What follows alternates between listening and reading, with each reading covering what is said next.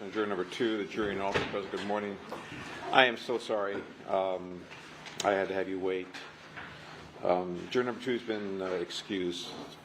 Situation is very sad. I won't go into it. At this time, I'm going to ask that the judicial assistant draw an alternate by lot to take the place of juror number 2.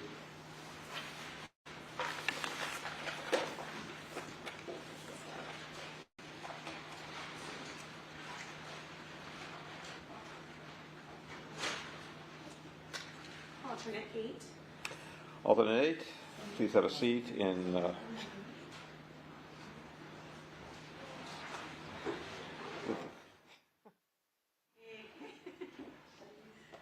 I don't know, I hope, well, we may have to talk again, huh?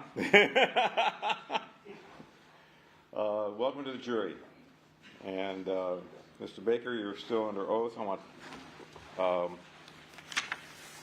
all of you, please maintain good health. I'm going to the gym on Friday. Join me. Thank you. Mr. Baker, yesterday we left off talking about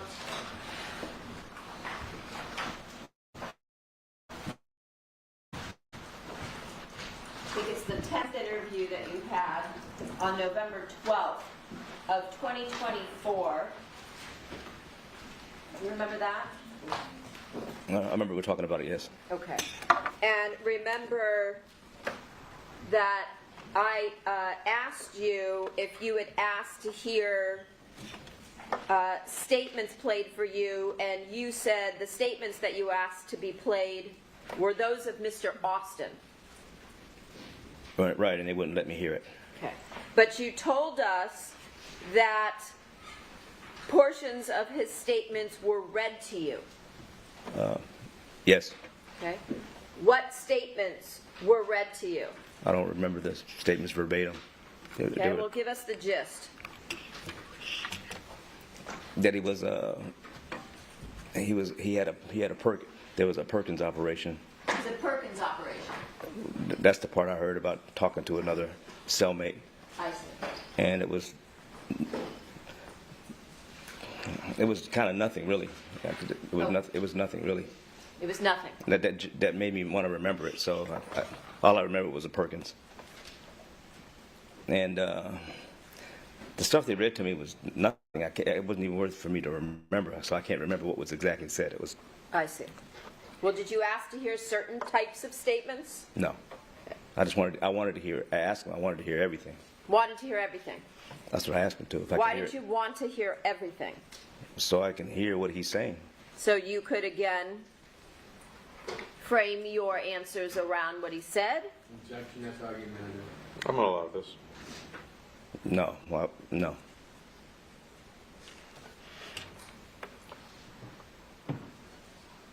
And during this interview, did you again tell Mr. Levine that you were going to be truthful?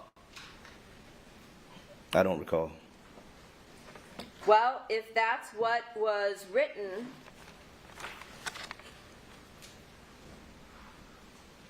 Baker said that he understood and agreed to provide truthful information. Does that refresh your recollection? Not really, but I don't recall. If he said it, it was in the paper, I probably said it. Because again, as we talked about yesterday, you wanted them to use you, to call you as a witness, and so you wanted to tell them what they wanted to hear, correct? Not 100% correct, no. Okay. So you didn't want to tell them the truth? I did, regarding the actual connection between me and Monica. I did. Anything with dealing with JB and Chris, not yet. Well, on this date, you changed your story up after hearing that Austin was arrested and that you were provided with portions of his Perkins operation, right? Or whatever was read to me, yes. Okay. And so your new version was you admitted that Austin was Jaybird, correct? I can't remember. Eventually I did, yes. Eventually. I just can't remember. Was it that day? I don't remember. But I did admit to it. Do you need me to show you the report? Not really, because I didn't write the report, so I don't know. Okay.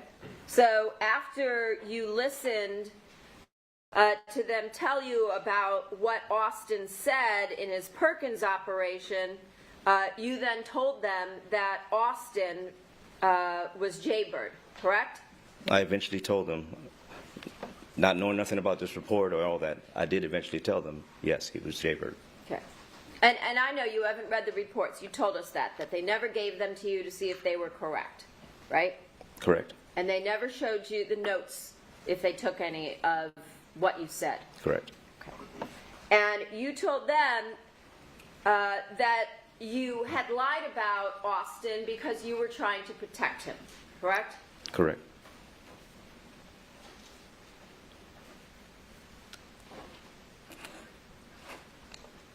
And you told them that after the murder, Austin was in a bad way. Remember that? Yes. And that you tried to keep him calm, Yes. correct? Yes. Okay. And then you also went on to tell Mr. Levine and his investigator that you never spoke, Austin never spoke to Monica, correct? I can't remember that specific item. I don't remember the whole conversations. Okay. I'm not writing them down. Or Do you nothing. remember telling them that except there was a brief conversation in Los Angeles? I don't remember the conversations they had with me verbatim like that. Okay.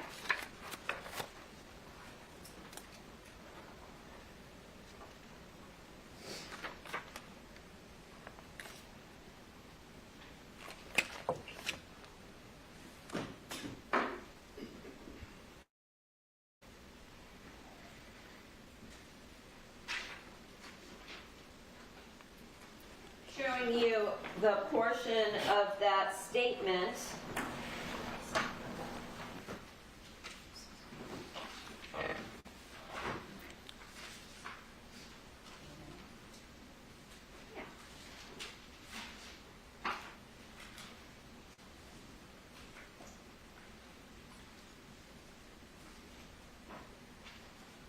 Looking here at number 9,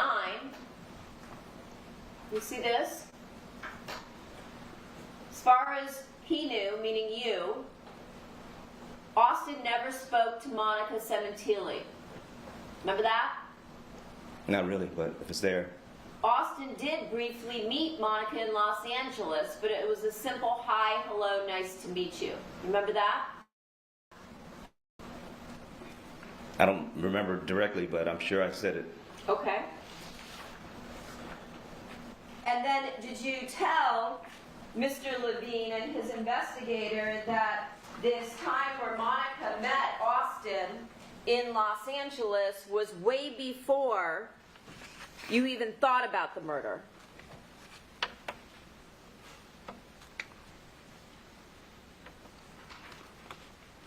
Do you remember that? No, not offhand.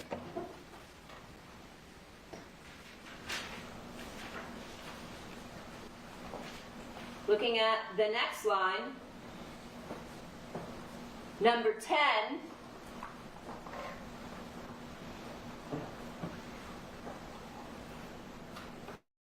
you see where it says, that was way before Baker said he even thought about the murder.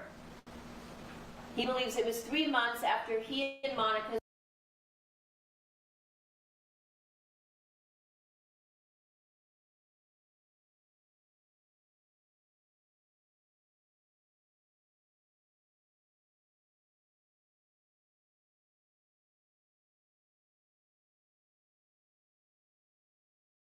started their affair. Does that sound like what you told them? This was just last November. I can't remember what I did yesterday. Okay. And, well, you were here. Yeah, I know that part. I know that much. So, again, I don't know if it's the. I in don't. the report, it would be something you said, right? We really didn't pull out. So it would be a lie? No. Mm-mm. Okay. It's just general discussion. We were just talking. Well, they and myself. but So, here it's reduced to writing. and it was their writing, exactly. Right. Okay. So did you say that? I don't remember saying all that. I don't remember saying. I don't remember the discussion verbatim like that. I really You don't remember that? I don't remember this discussion verbatim like that. I don't. And then you said that same day, Baker had to go to Monica's house to pick up something. He believes it had something to do with racquetball, and Austin came with him. You remember that?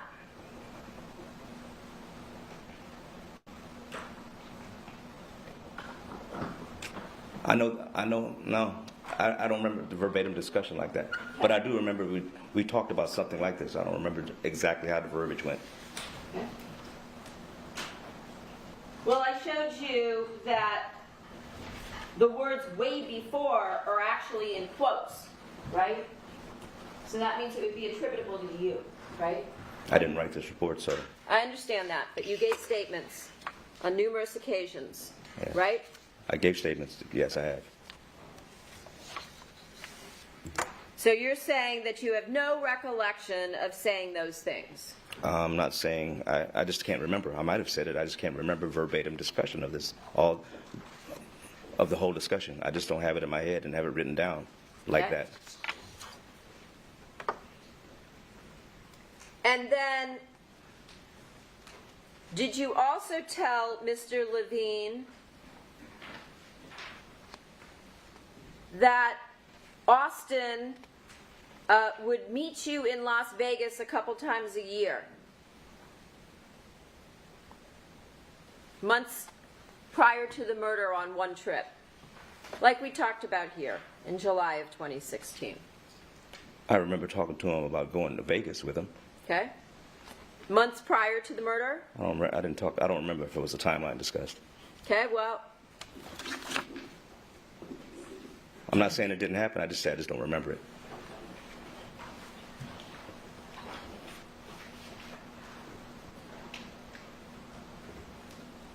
now we're looking at number 12. See that? I see the report. Months prior to the murder. Is that something that you told them? If they said, if they wrote it, I probably said it somewhere. Okay. And then did you tell Austin that here it has Baker in parentheses so we know who he's referring to, would possibly meet Monica while the two men were there? However, you and Monica did not meet. Do you see that?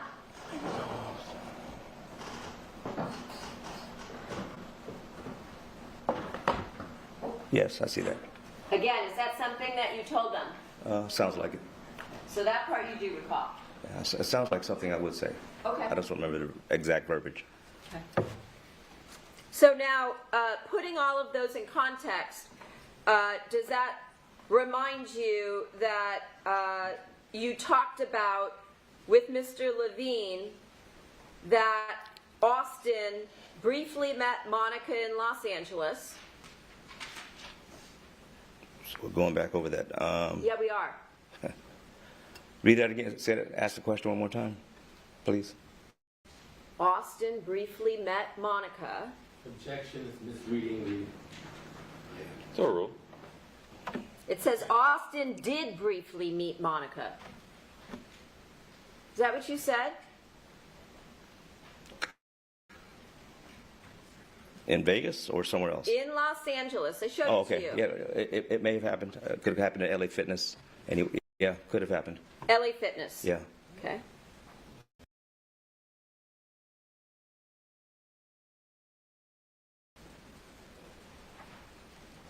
Because I did bring him to the gym. And then you said that was way before you even thought about the murder. Remember saying that? I don't remember this discussion, but I may have said it. You may have said it. Yeah. Okay. And you said you believed it was 3 months after you and Monica started your affair. That could have been the discussion. Okay. And that same day, Baker had to go to Monica's house to pick up something. Tell them that part too? I don't really recall that. That part you don't recall. No, I really don't. I don't remember this whole discussion. Okay. And you believe that it had something to do with racquetball. Does that change your answer at all? I don't remember the whole discussion. I really don't. And Austin came with you. We probably discussed it somewhere along the line. I just don't remember Okay. the exact verbiage. But again, you told the jury all this the other day. Yeah, I'm telling the same thing. I don't remember the exact verbiage. Okay.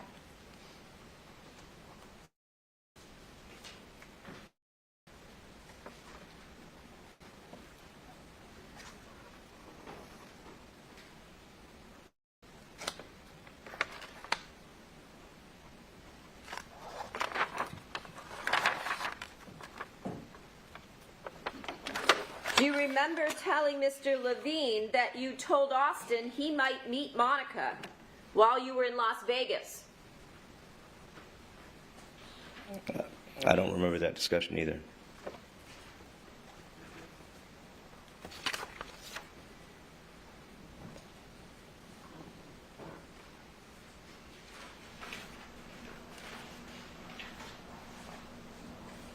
Looking at number 12,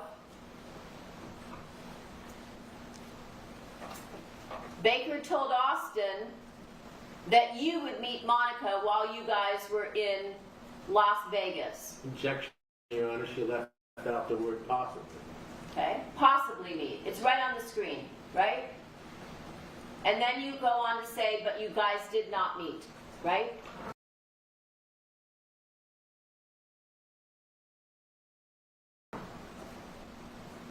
You and Monica didn't meet in Las Vegas.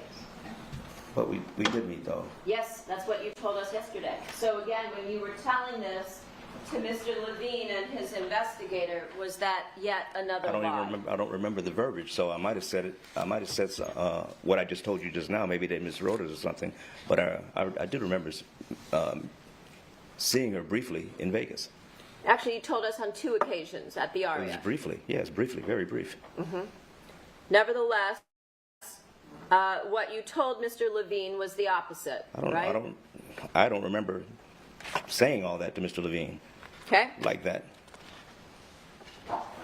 I remember telling him that I did go to Vegas and You we did. did meet. Okay. Just like you told the jury, right?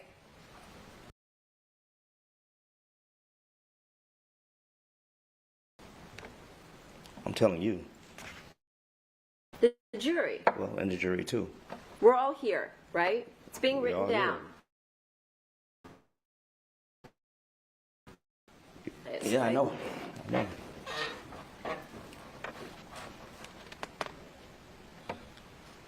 And then you also told Mr. Levine that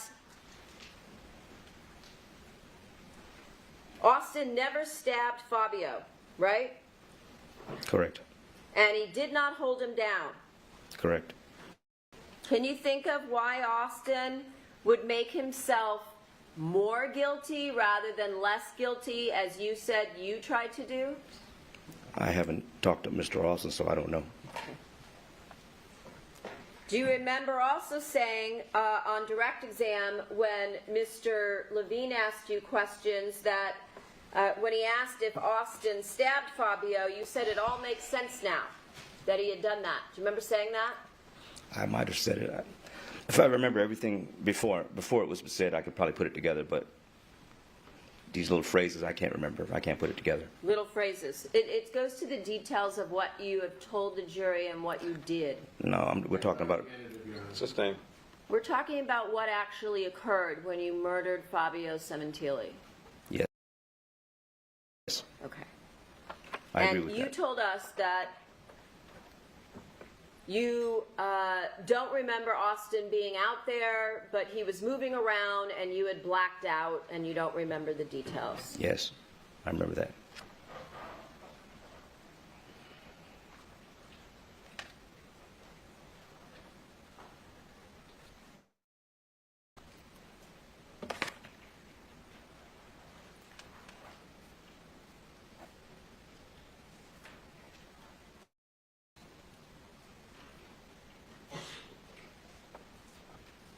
Do you also remember telling Mr. Levine and his investigator that Austin was never out on the patio? During the murder, yes. At any point in time during that day? We didn't discuss all that. He asked me, I think it was about the murder. Okay. Well, the day of the murder, did you tell them that Austin was never outside on the patio where and when the murder took place? There's something missing out of this.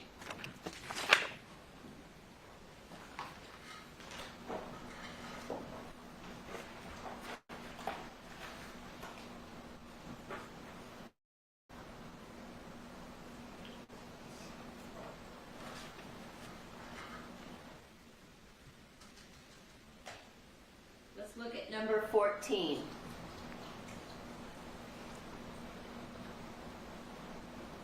This is what we just talked about. Austin did not stab Fabio, nor did he hold him down. Baker said he alone stabbed Fabio. Austin's job was to be a lookout. Baker said that Austin was never outside on the patio where/when the murder took place. Does that refresh your recollection as to what you told Mr. Levine and his investigator? Yes.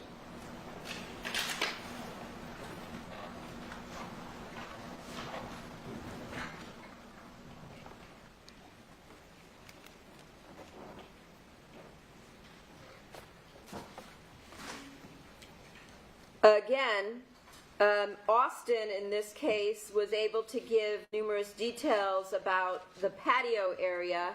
Did you ever tell him what the patio looked like, or what the crime scene looked like, or what had happened on the patio with Fabio, such that he would know the details? No, I never talked to him.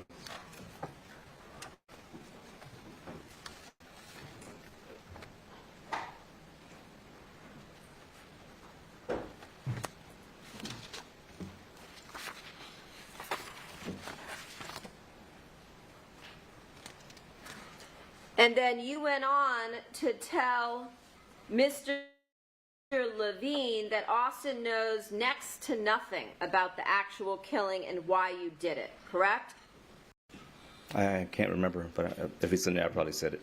Okay.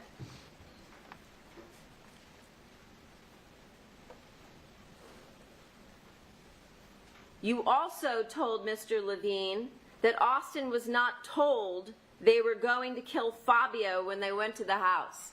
That would be a lie, right? Say again? That would be a lie. No, the beginning part. The beginning part again. You never told Austin that you were going to the Sementilli house to commit a murder.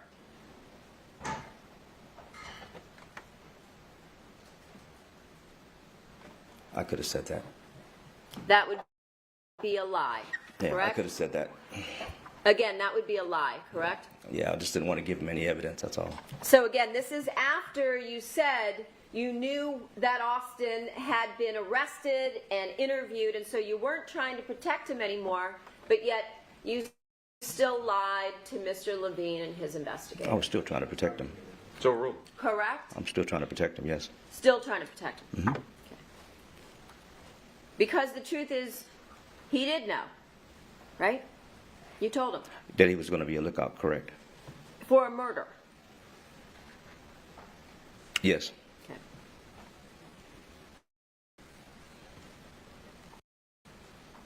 And then you said that you only told Austin you were going to rough up Monica's husband because he had mistreated her.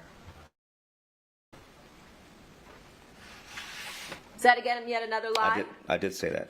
Okay. Again, another lie? Yeah, another protection lie, yes.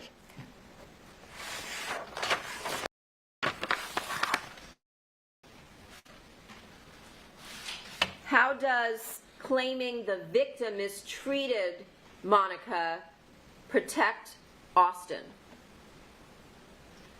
The whole not giving information about Austin was my intent, because I knew it was going back to you. Objection, move to strike, non-responsive. Stricken.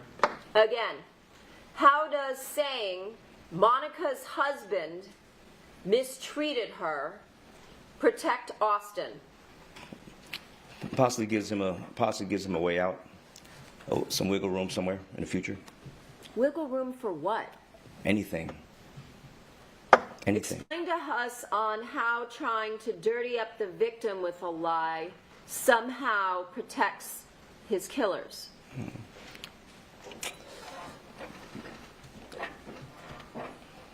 I really can't. It would be too, you wouldn't let me explain it if I tried. I've asked you multiple times now to do so, sir.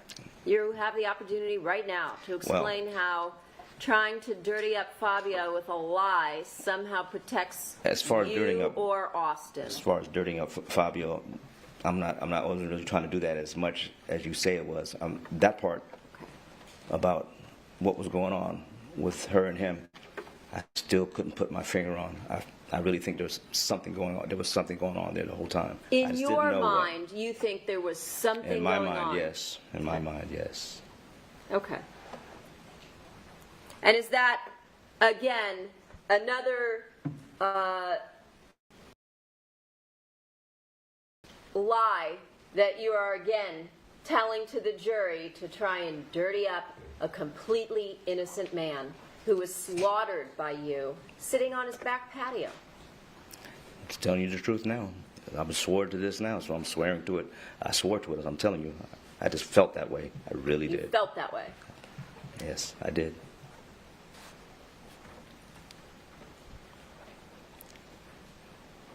Did Monica tell you that Fabio was abusive, had mistreated her, or had done anything other than provide her with a lavish lifestyle to be able to do whatever she pleased? Her actions did. Her actions did. I see.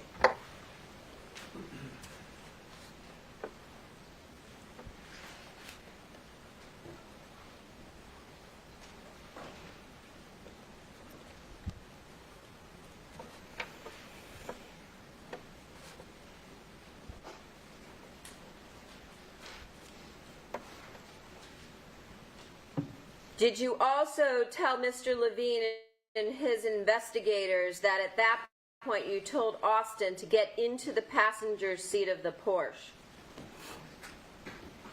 I probably told him that. and that you drove it away? I probably told him that. Okay. And then did you also tell them that as you drove away, you already heard sirens? I probably did. As That I'm would driving be a lie, away. correct? That would be a lie? That I didn't hear sirens? I heard sirens, so nothing. I can't prove that I heard it, but I heard sirens. Okay.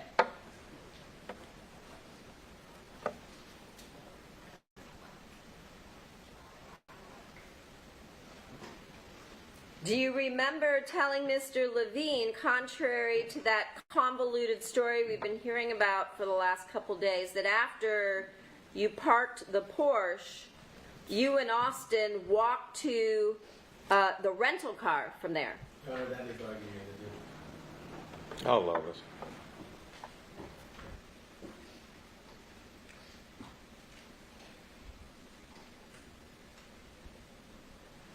Yes.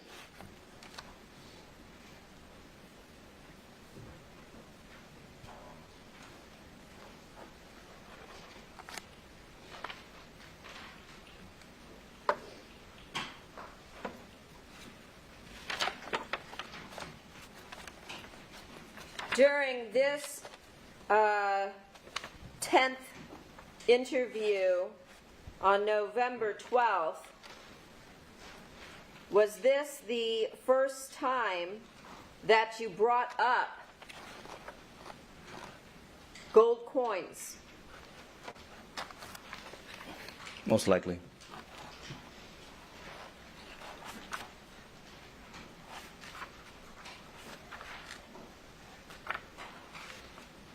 When you say most likely, do you recall, again, contrary to what you've testified to, telling Mr. Levine that the gold coins were in the house? Contrary. Not on the patio. Question one more time, but the contrary thing threw me off for a second. Can you state the question again? Do you remember telling Mr. Levine, contrary to what you've testified to here, that the gold coins were in the house?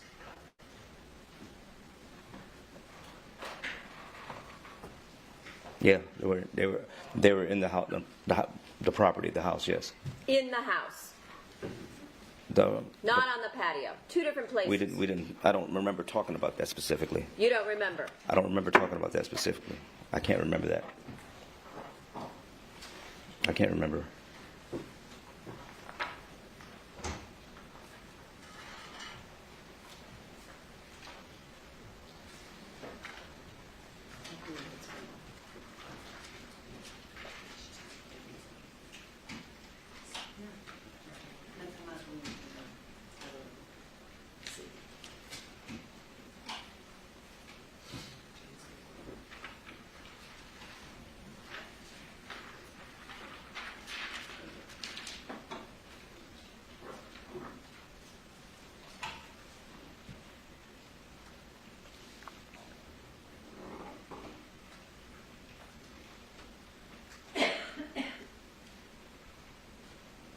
Gold coins were in-house. Remember saying that?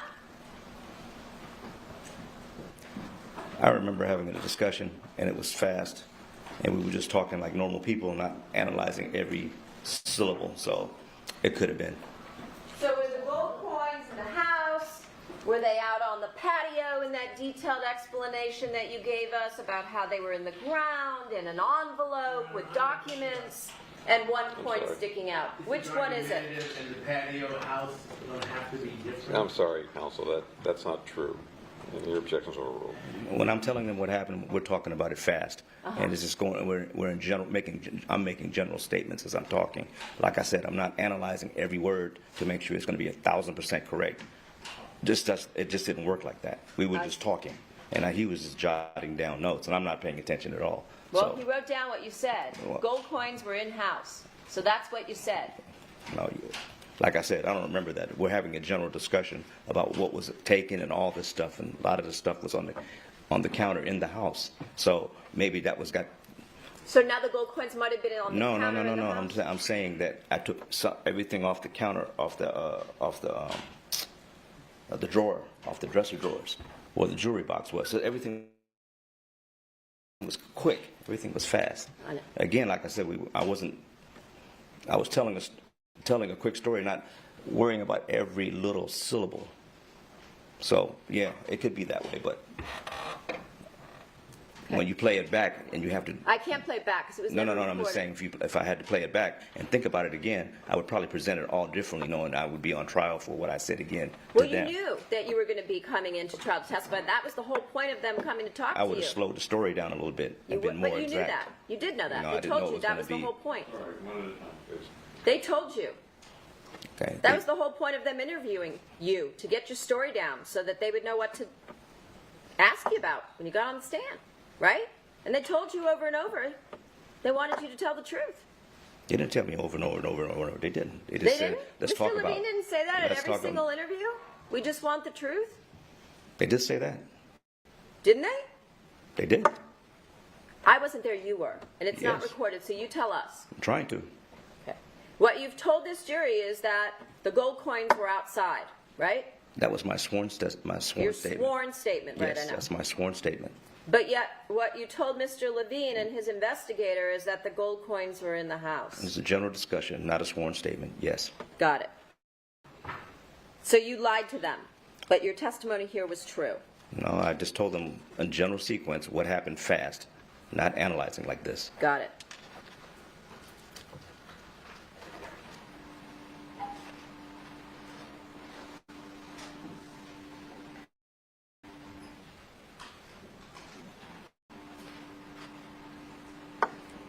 Did you also tell Mr. Levine and his investigator that you drove the rental car with Austin back to your apartment? I probably did. So which would be true?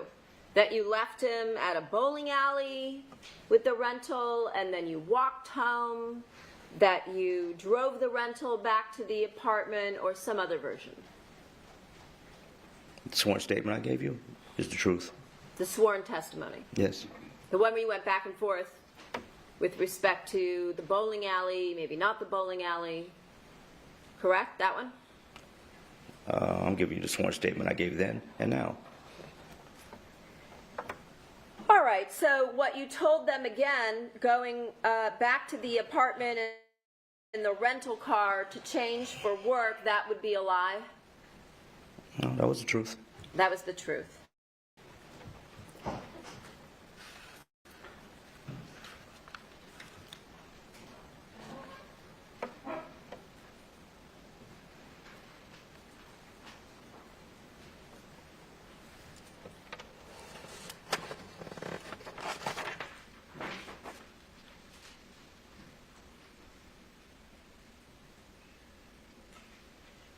Now,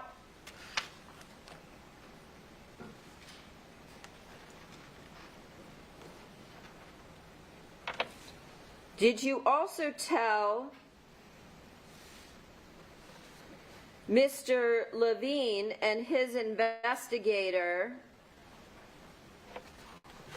that you subsequently took Austin to the flyaway and told him that you could either take him to the flyaway or he could call a car service to take him to LA? Yes. And you knew Mr. Austin had no money. You had to even give him money to fly out, right? We talked about that over the last several days. He had some kind of money. He had money. He had money that you gave him. He had money of his own also, I'm sure. You're sure? Well, I'm not sure, but I'm pretty sure. Were you as sure that he had money as you were that you had money? Say that again? Are you as sure that he had money as you were that you yourself had money?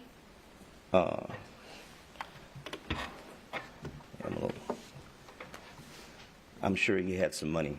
Okay. And so you told him he could take a car service, right? I wouldn't use that type of verbiage with Austin, but Did you use that type of verbiage with Mr. could have. Levine I and could his have, investigator? like a taxi or something. It's a car service. We do Car that. service. Yeah, could be a taxi or anything. Okay. Just basically get to anyway. Did you say car service, taxi service, I don't or remember the anything? exact verbiage. I don't remember the exact If I were to words. tell you, you said car service. Does that sound like I wouldn't remember. I might have said it. you might have said it? Yeah, I just don't remember. Okay. And then you told him to go back to Alaska as soon as he could, right? I remember saying something like that. And that was because he told you that he had just gotten a ticket in the rental car, right? So you wanted him to get out of town quick. It has nothing to do with the ticket, no. Oh, it doesn't. It had nothing to do with the ticket. No. Okay. Well, right before you talked about this, did you tell Mr. Levine and his investigator that Austin told you he had just gotten a seatbelt ticket? He did. I did tell him that. And you told him to pay it off as soon as possible so the ticket wouldn't remain in the system. Yes. Okay. And then you said that you drove him to the flyaway and you gave him a choice to either drive him to the flyaway, take the car service to LAX, and that you told him to go back to Alaska as soon as he could. Yep. I don't remember the exact verbiage, but yeah, that was pretty much it. Okay.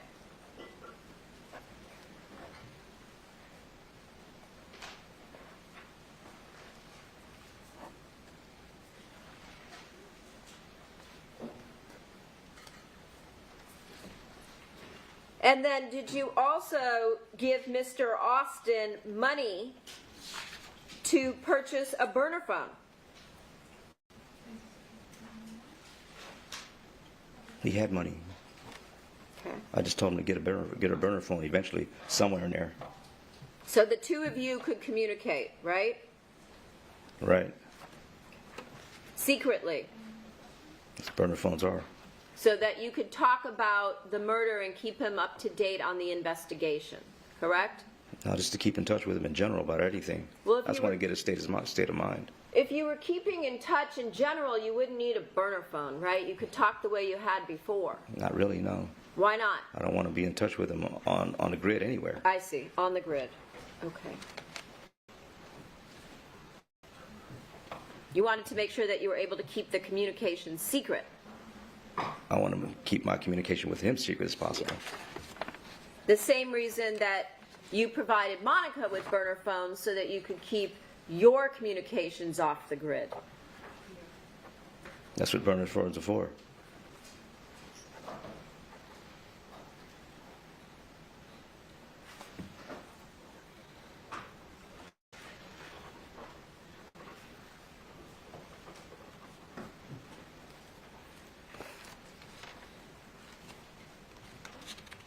Do you remember telling Mr. Levine and his investigator that you drove the Porsche to the spot where it was later found, walked from there to Ventura Boulevard, and took a bus back to where you left the rental car?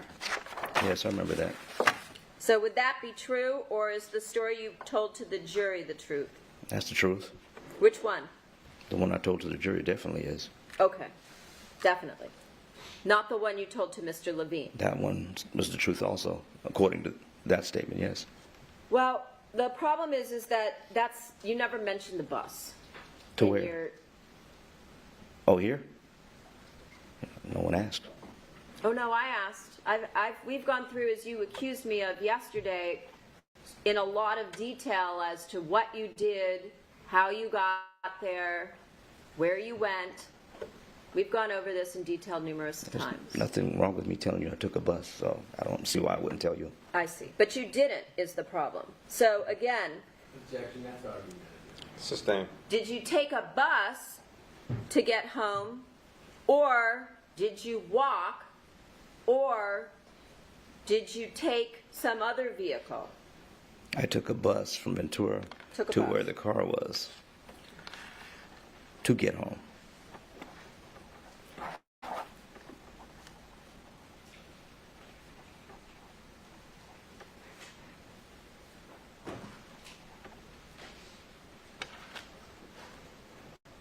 You also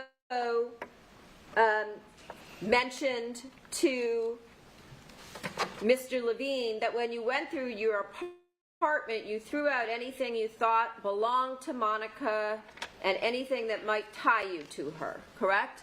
Correct. However, you did not clear out your Dropbox, correct? My Dropbox. You in my house? Your Dropbox. In my house? You know what a Dropbox is, sir. I've got to be sure with you, because we went from my house to something else. Objection, move to strike, non-responsive. Sustained and stricken. Again, you did not clear out your Dropbox. What Dropbox? Yours. I can't be more specific than that. What do you mean, a Dropbox? You have a Dropbox that contained numerous photos Oh. of you and Monica. My internet Does now. that ring a Internet. bell? Yeah, internet now we're talking about. Yeah, I thought we were talking No, about it's the not house. the internet. It's called Dropbox. I know, but Objection, Your Honor. He's answered the question. Yes, and you're being argumentative. Sustained. You didn't clear out the Dropbox. no. But you told Mr. Levine that you cleared out everything that would tie you to Monica. So that would also be false. In my correct? house, yes. But we didn't talk about a Dropbox. Okay.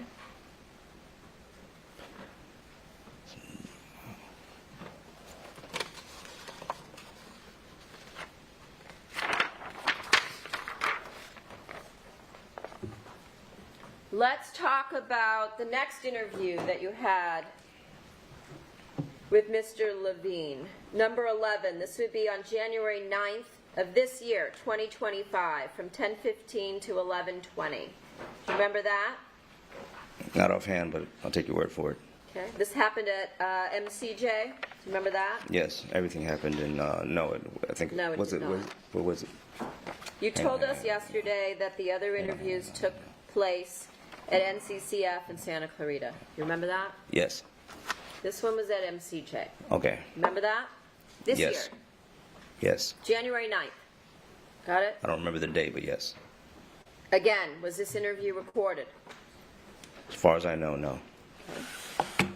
And at this point, Mr. Levine told you that Austin took a plea deal and pled guilty to second-degree murder, correct? I recall that. Okay. And you were also told by Mr. Levine that his plea deal was contingent on him saying what the DA believed was the truth. Remember him saying that? Something like that. Did he ever tell you that actually that wasn't true? What was true is that what he testified to had to be truthful because that would be evaluated by the judge. Objection. That's argumentative. Sustained. Did he ever tell you that what Mr. Austin had to do was tell the truth because it would be evaluated by the judge? No, he didn't tell me any of that. He didn't tell you that.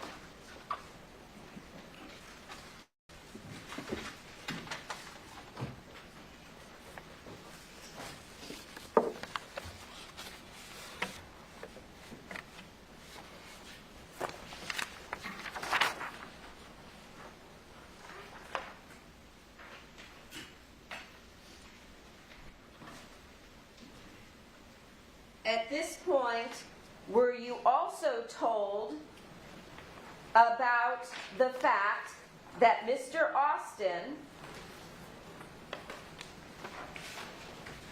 told law enforcement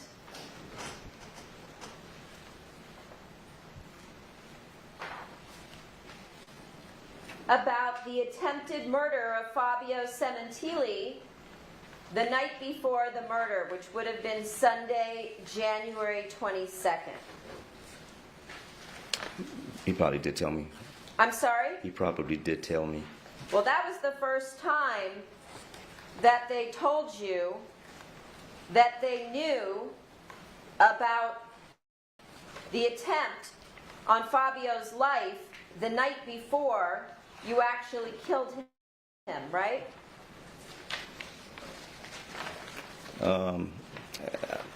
It was talked about somewhere in there. I just don't remember what day it was. Well, you never brought it up in any of your I can't interviews. recall. I just can't recall. Okay. If I were to tell you that you never brought it up with Mr. Levine, does that refresh your recollection?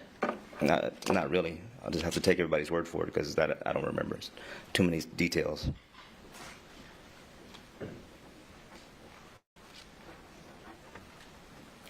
Do you remember Mr. Levine also telling you that it wasn't something you could lie about because there was forensic evidence placing you near the location of that attempted murder?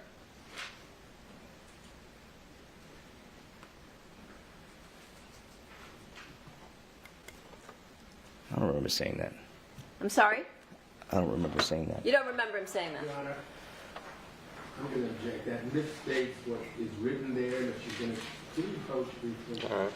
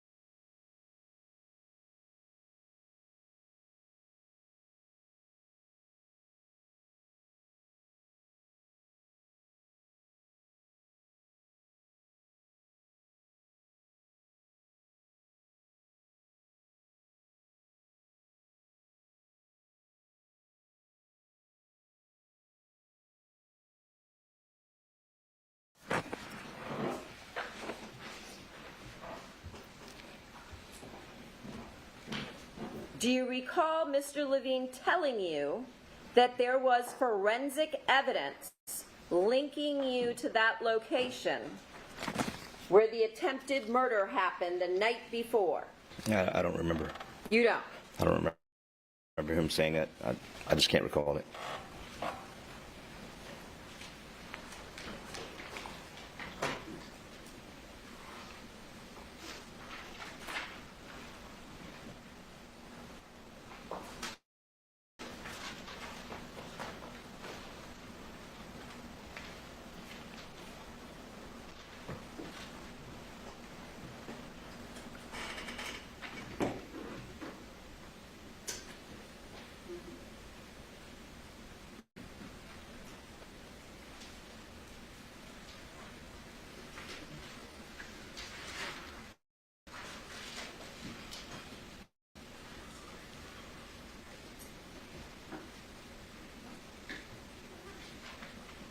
Looking at number 4, do you see this? Yes. Again, do you remember being told that there was forensic evidence placing you near the location of the attempted murder? I don't recall. You don't recall that? I don't. Okay. Isn't it true that it was only after Mr. Levine said that you finally admitted to this attempted hit on Fabio Sementilli the night before you killed him? Could have been. I just don't recall it.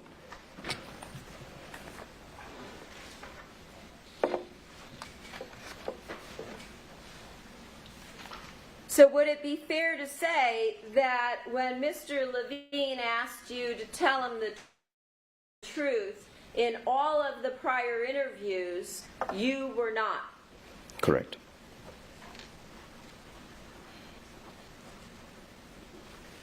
Once you knew that there was actual forensic evidence proving you were at a location, that was when you finally decided to come clean about the attempted hit, right?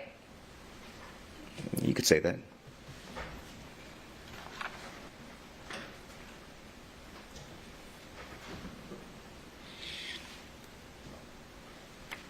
At that point, did you tell Mr. Levine and his investigator that you and Austin planned to kill Fabio the night before as he left a restaurant on Ventura Boulevard? I did finally tell him about it. Okay. And did you also then, after being told about the forensic evidence and Mr. Austin being truthful about what happened, tell Mr. Levine that you learned Fabio was going there doing a routine conversation with the defendant, Monica? I believe so. But without the forensic evidence part. I'm sorry? Everything is true, but that forensic evidence part, I still don't remember that. So, you just happened to have a routine conversation 2 days in a row where the defendant told you where Fabio Sementilli would be so that you could kill him. I know where he's going to be and where she's going to be, not every time, but I pretty much know where everybody's doing every time we talk. It lets me know her day. This was routine. But you also told us that you had no idea that there was a housekeeper that had come to the house on Monday. No, I didn't know that. So you didn't really know about what everybody was doing. Not about the housekeeper, no.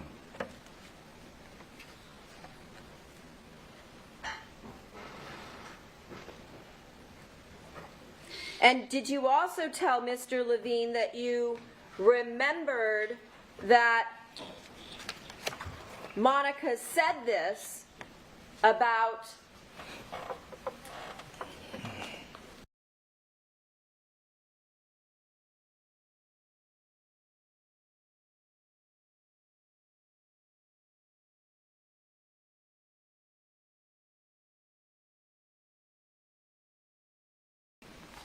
Fabio going to a restaurant at some point previous?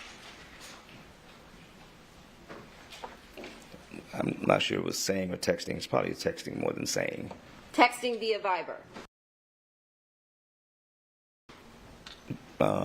It has to be Viber, yes.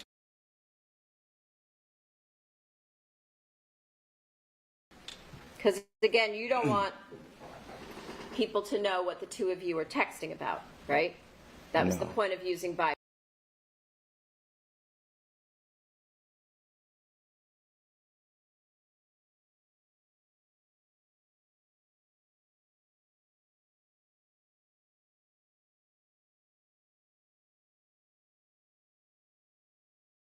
Because it was encrypted. No, it's using Viber is just a good way to. No, it was absolutely not. Oh, now it was not. So what you No, told it's the absolutely jury... not used to be secret. Well, that wasn't it.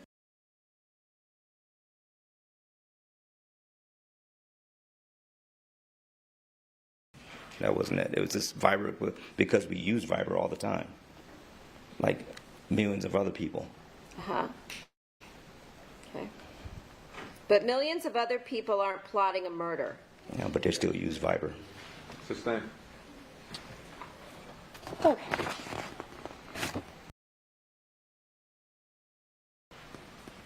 So you're telling the jury that at some point Monica just happened to mention to you that Fabio was going to a specific location to pick up food that night. She mentions everything. Everything. Where what's Everything. going on all the time. And so you just happened to be lucky in getting to that location before he got there. Again, I got an indication. I know the GPS. Yes. Well, you told us earlier that you didn't really look at the GPS because you left your phone home that night so you wouldn't be traced, right? So it really didn't have anything to do with the GPS. I said I had a burner phone, but I don't remember using it that day. I don't remember. I can't remember. But I usually always tracked them that way. I tracked the cars.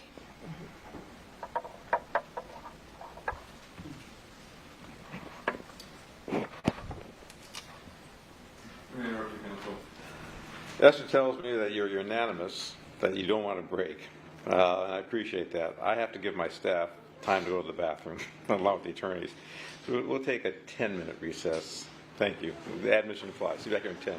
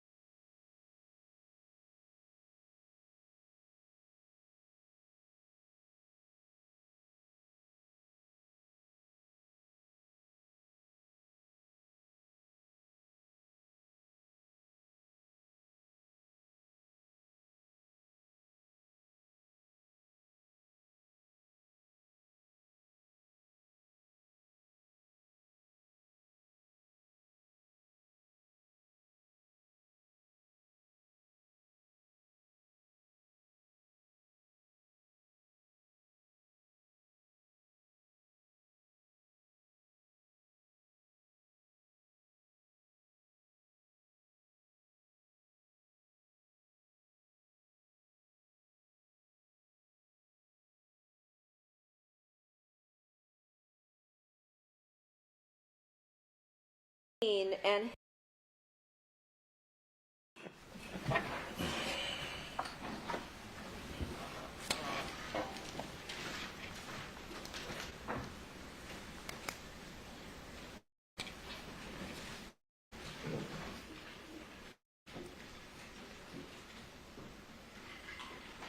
do you, on this interview, January 9th of this year, do you remember telling Mr. Levine and his investigator that what Austin had described happening was correct that night?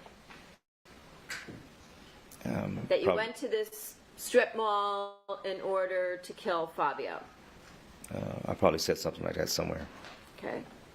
And that when you heard from the defendant, from Monica, that Fabio was going to pick up food from a Chinese restaurant, that your thought was, let me go get this guy.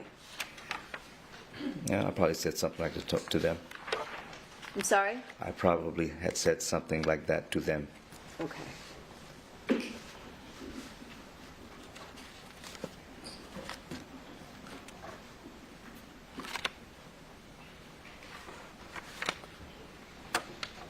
During this same interview where you were told that Austin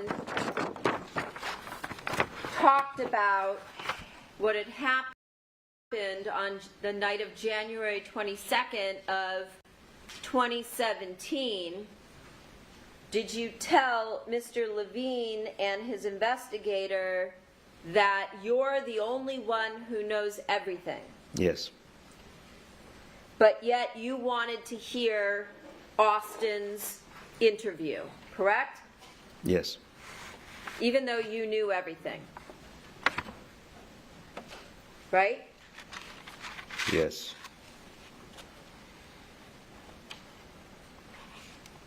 And on this day, were you provided with a recording of Austin's statements that he made here in Los Angeles regarding the January 22nd, 2017 attempt to kill Fabio? I never heard any audio. Were you provided with a transcript? No one provided me a transcript.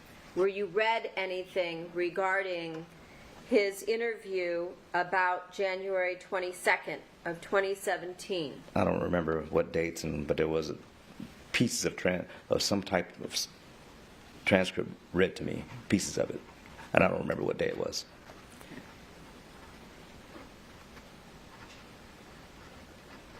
Regarding the January 22nd I don't attempted know. murder? No, I don't know about. No, it was just information off a transcript. It was like being read, scanned quickly, and so I really wasn't paying attention like that. So You I weren't don't know. paying attention to the thing that you had asked to see? No, not at that time, because it wasn't. It didn't sound like anything. It didn't sound like anything. Yeah, it didn't sound anything. No, it didn't sound like anything. I don't remember even what was being read to me. I really don't. Okay. But you recall there being pieces of his transcript being read to you? Yes. And I don't even know what day it was.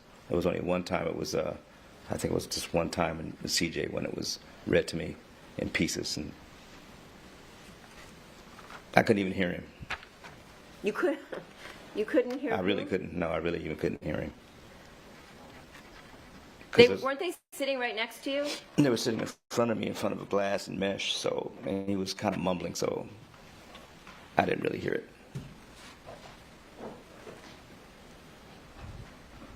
Did you tell them I can't hear you? No. Can you talk louder, since it was something that you really wanted to hear about? No, time was winding out, and I knew it wasn't even worth listening to, so no, I didn't.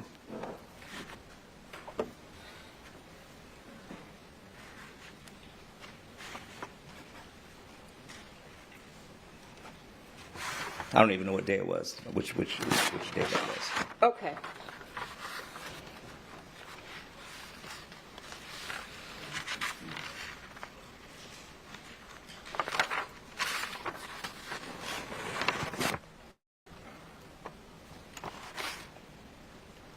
Did you tell Mr. Levine during this interview that you came through the backyard where Mr. Sementilli was smoking a cigarette? It was one of the interviews. I don't know which one it was. Okay. Or a cigar?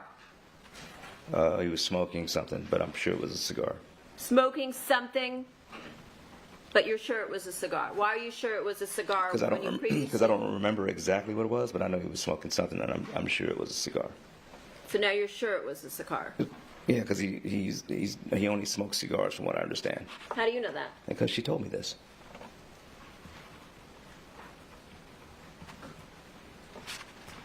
She being Monica. Correct.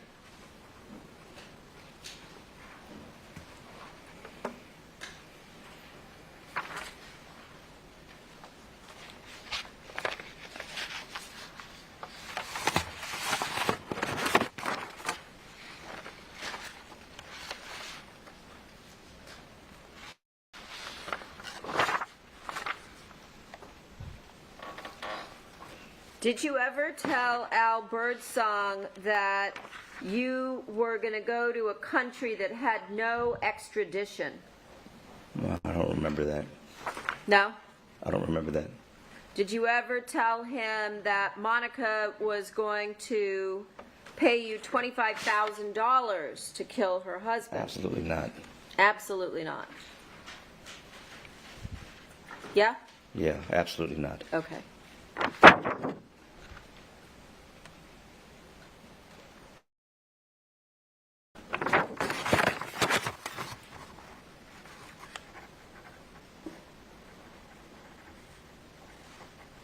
So you said absolutely not regarding that answer, but when I asked you if you told Al Birdsong that you thought you were going to get out and that you were researching countries that had no extradition to the United States, your answer to that was, I don't remember. Does that mean you might have said that to him? About the 25,000, absolutely not. Objection, move to strike, non-responsive. Stricken. Again, did you tell Al Birdsong that you were researching countries that had no extradition to the United States for when you got out? I don't remember that. You don't remember. So you might have. I don't remember ever saying nothing like that. Okay. Did you tell Al Birdsong that Monica was shopping during the murder? No.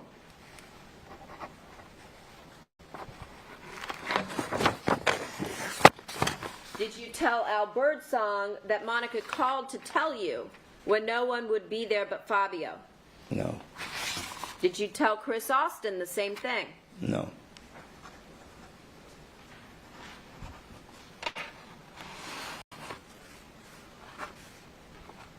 Did you ever tell Al Birdsong while you were in jail that you wanted him to be your investigator so he could see all the evidence and help you get around it? The around part, no. The investigator part, yes. Why did you want Al Birdsong, who worked for Homeland Security, to be your investigator? So I could see the discovery.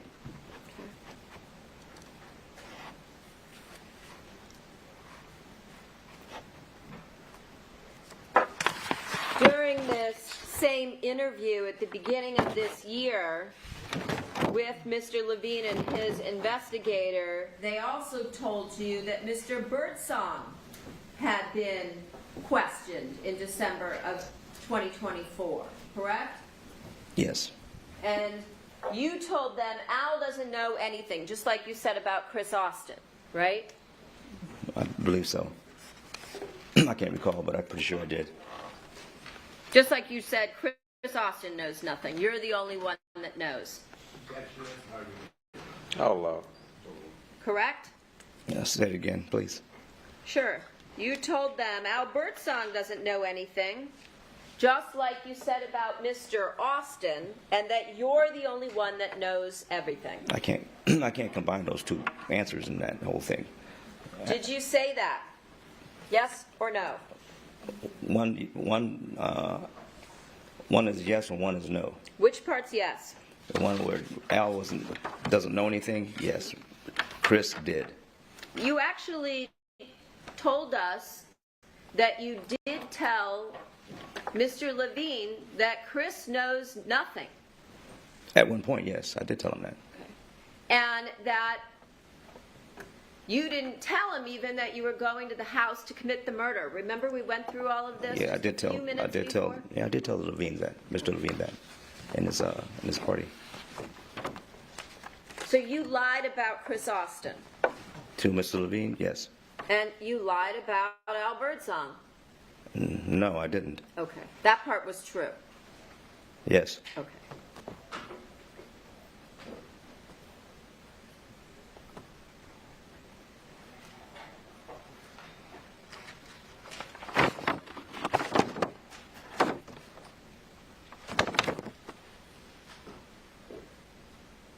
Did you ask to hear Mr. Birdsong's interview?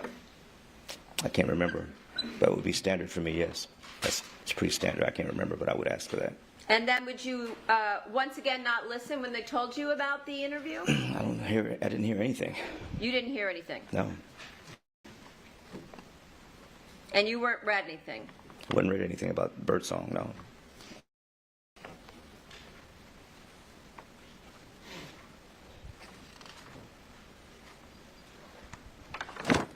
Did Mr. Levine tell you that Al Birdsong told law enforcement that he had had sex with... I'm going to object. You first. All right.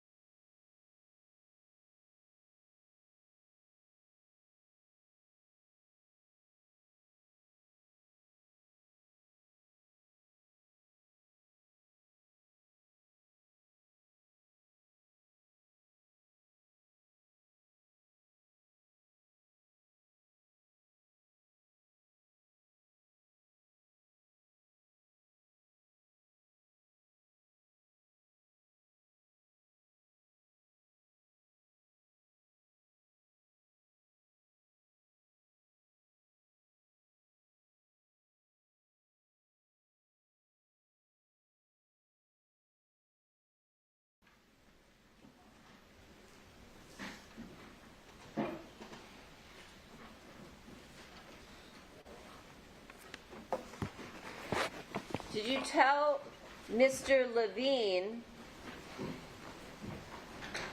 that Birdsong was a mission specialist I believe so. and that he does logistics for agents?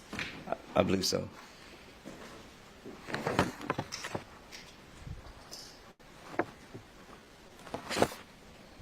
Did Mr. Levine or his investigator tell you what Al Birdsong said? They mentioned a few things. I just remember off. What things did they mention to you? I don't recall. It wasn't even in my brain worth noting.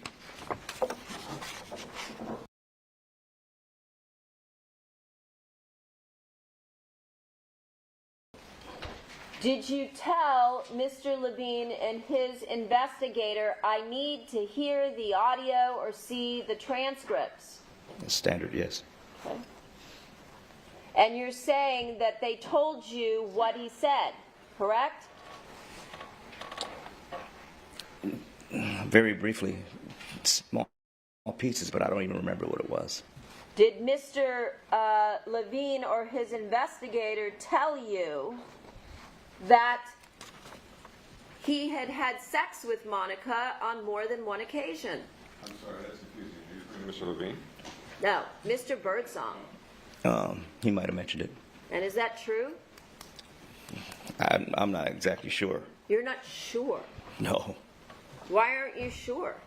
Weren't you in a hotel room with Yeah, him but and Monica? I didn't see any penis going in any vagina, so no, I can't say for sure. Well, were the three of you naked in a motel room? No, three of us together, no.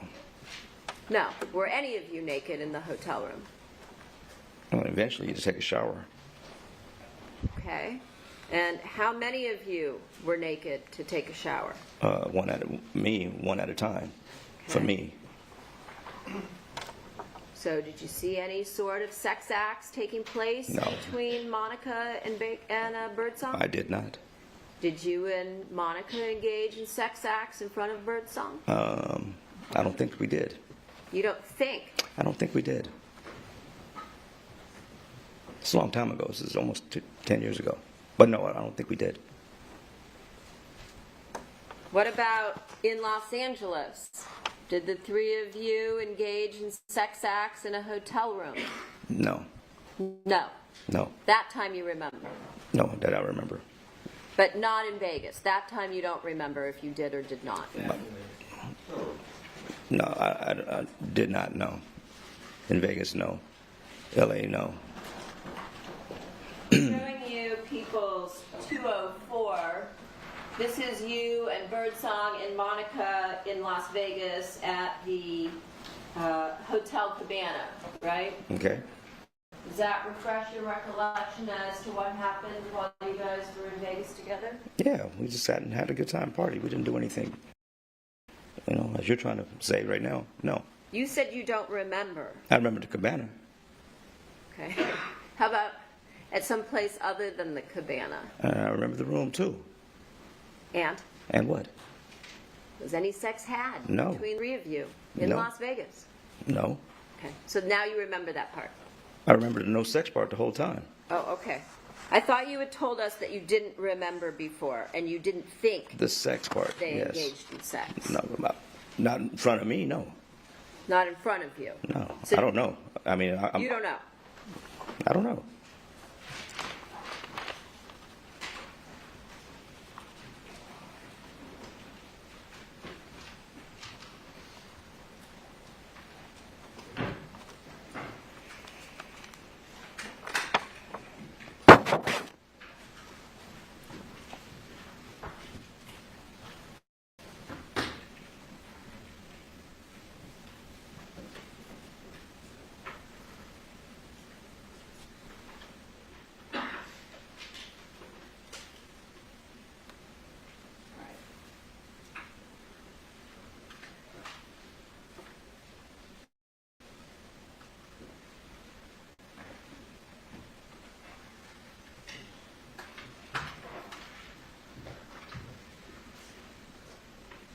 Did you tell Mr. Levine and his investigator that you and Monica never discussed Fabio's life insurance before the murder, but that you did discuss it after the murder? Vaguely. So you did say that?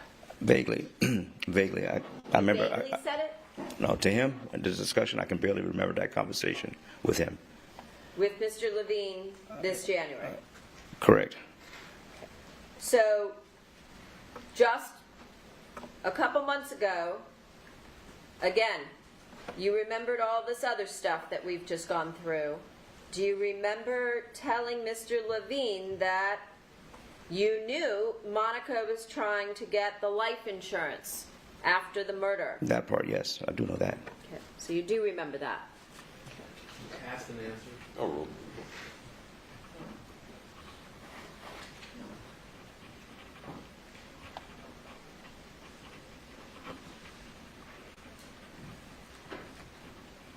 And you had conversations while you were in Las Vegas with Monica and Ron and Michelle Ray about Monica buying a property or a house in Las Vegas where you would live, right? We talked about getting her property for Las Vegas for her. Not for you. No, that's for her. I see. So you and Ron and Michelle and Monica talked about Monica buying property in Las Vegas for Monica. We were talking about buying property for her, period. In Las Vegas. Yes.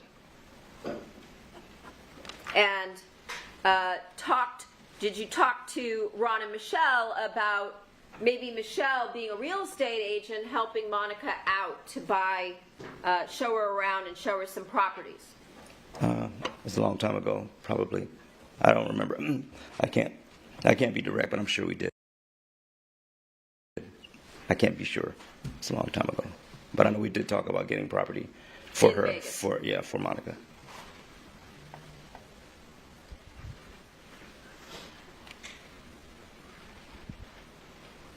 And this was a property in Las Vegas where you were also going to live, right? No. This So was specifically for her.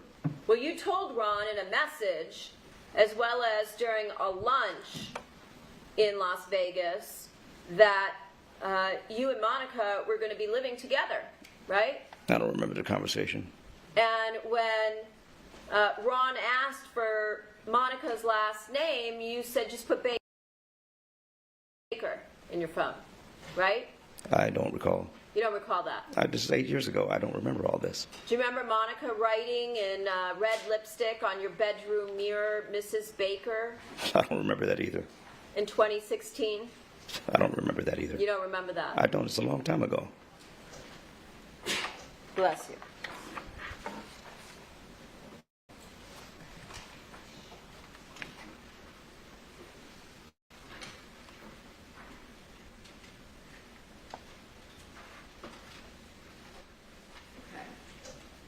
Let's talk about your final interview with Mr. Levine and his investigator that took place last week.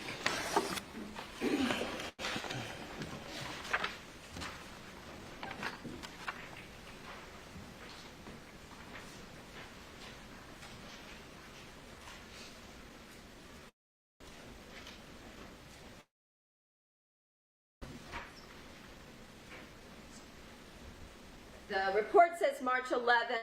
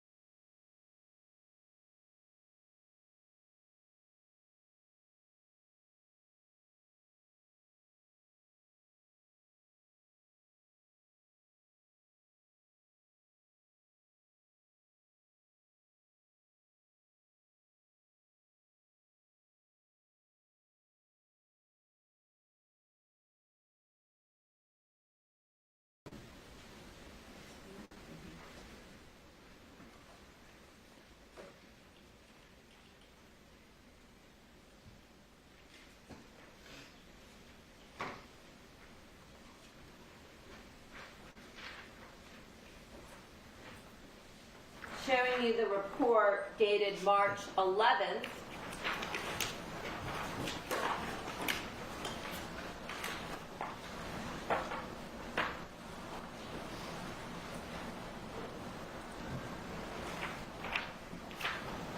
See this, number 9, where it says Baker said?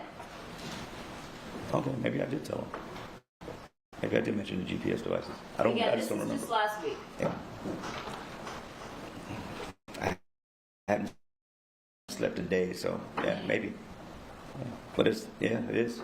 So Yeah, I did tell him. Baker said he knew where Fabio was at all times, and it did not have anything to do with Monica telling him, right? Yeah, maybe it is. Baker had purchased with cash, not on Amazon, with cash, 2 GPS devices. I didn't want to tell him where I got it from. So you were still lying to him last week. About that, apparently so. Okay. He placed one on the Porsche and one on the F-150 pickup truck. Correct.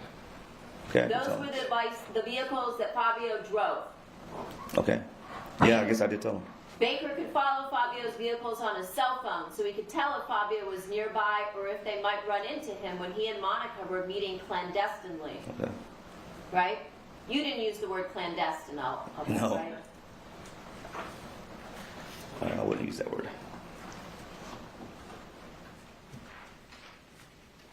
So you told Mr. Levine or his investigator, or both of them, that you paid for these 2 GPS devices in cash. That's right. I guess is what I told him.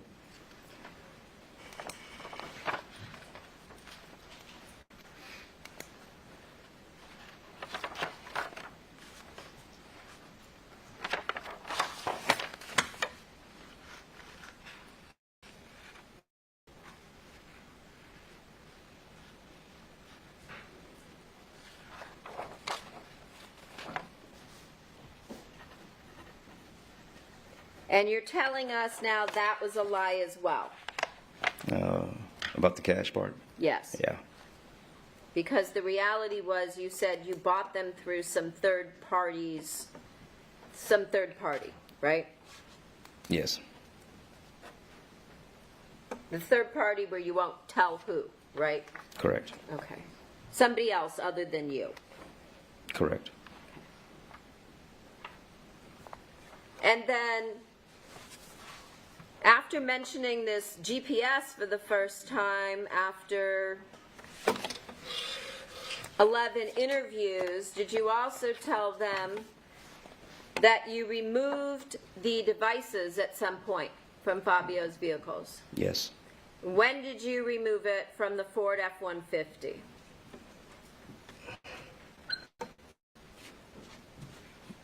Well after the murder. is Well when- after. Yeah. It was still on the truck for a while. How long?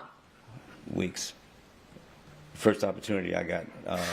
Bless you. Bless you. When the truck came near. When it was near, no, I'm trying to remember. It was either in Glendale. I think I took it off. I can't remember. In Glendale. I think it was in Glendale. When you went to meet up with Monica at the bar. Yes. Okay. And did she ask you, why are you... She didn't see it. You did that secretly? Yes. Okay. And when did you remove the GPS from the Porsche, if ever? Never. It was when I parked her time When you parked it where? at the location at the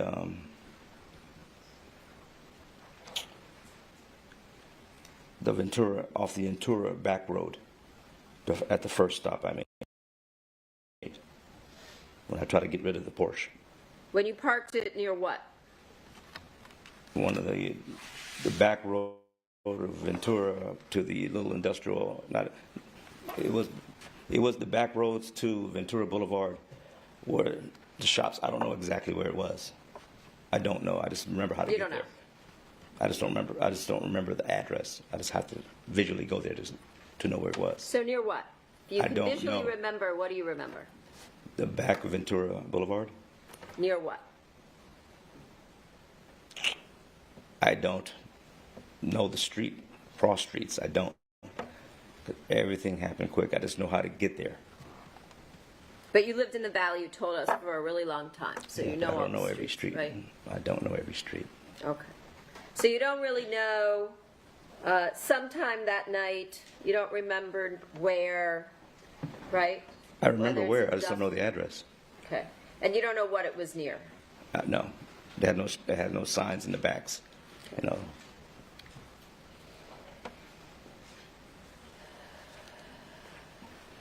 Now, you also told us that you didn't see Monica during the holidays, and that made you upset, and that's why you decided to kill Fabio. But then again, you also told us that you were already planning it from the summer before. Do you remember having a conversation? It's facts, not an evidence. Planning, Yes. Why don't you rephrase it? Sure. You told us that you planned the murder in the summer of 2016. You went out, you bought a knife, you sent money to Chris Austin in Alaska to come down. You picked him up, you drove to Al Birdsong's house in Vegas, and then you talked to him about the murder, just test him out to make sure he would be on board, and you showed him the knife, right? Something like that, yes. Okay. Do you remember during the holiday time, prior to New Year's in 2016, having a conversation with Monica's sister after playing racquetball with her? I remember talking to Monica's sister at one point. I don't And know all the dates. Do you remember her inviting you to their New Year's Eve party? I don't remember that. Do you remember telling her that you couldn't come because you don't drink? I don't remember that. You don't remember. I don't remember the conversation. I'm sure it happened. I just don't remember it.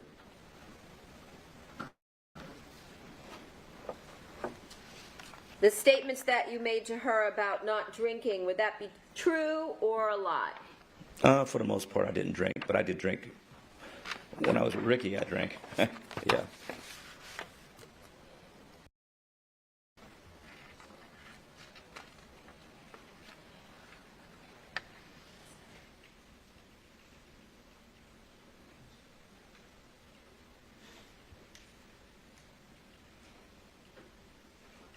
During this interview last week, did you change your story about where you found the gold coins? For here, no. I'm sorry? My sworn testimony, no. Last week, when you were speaking with Mr. Levine and his investigator, did you change your story about where you found the gold coins?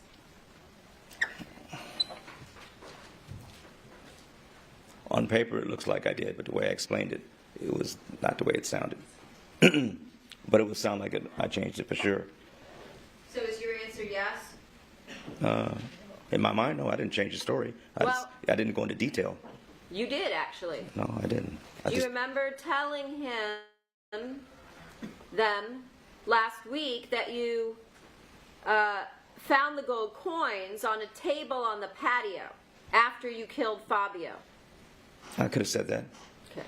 So, again, you added more detail and you said there was also some papers on the table dealing with the coins. Well, it was in the envelope. It wasn't in the envelope.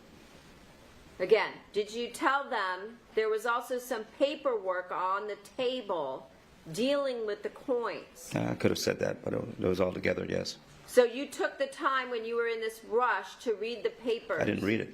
So how did you know the paperwork dealt with the coins? I didn't know that. As you said. I didn't know that. I'm assuming that. I had no idea. You assumed it. Yeah, I didn't read it. I didn't care. I see. So last week when you had, again, yet another interview with Mr. Levine and his investigator, you told him that the coins now were not in the house, they were on the patio on a table with some paperwork on the table dealing with the coins.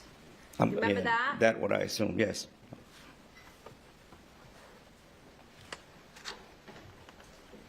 Did you also tell them that there may have been a safe in the house? but you didn't know where. I wasn't sure where it was exactly. But the other day when you testified, I think it was yesterday, you said you knew the safe was in the bedroom. So what changed between last week when you had your conversation with them and when you testified? I'm still not sure where that safe is. I'm still not sure. I'm just guessing. Oh, you guessed. I really don't remember where that safe is. I know it's in there. Okay. You know it's in there because I why? thought I saw it, because I thought I saw it. Saw it. When did you see it? I don't remember when.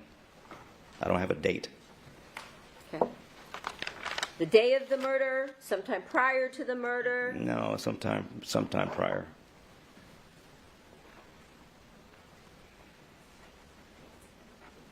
Do you remember telling Mr. Levine and his investigator that on January 22nd, when you went out to kill Fabio through Chris Austin, that you parked in the rear lot of the shopping center? I picked him up at the rear lot of that shopping center. Okay. Do you remember saying that I don't you parked there? I can't recall. If you told him that, would that have been true? That I was parked there in the back of the... No, I wasn't parked there, but I know I went back there.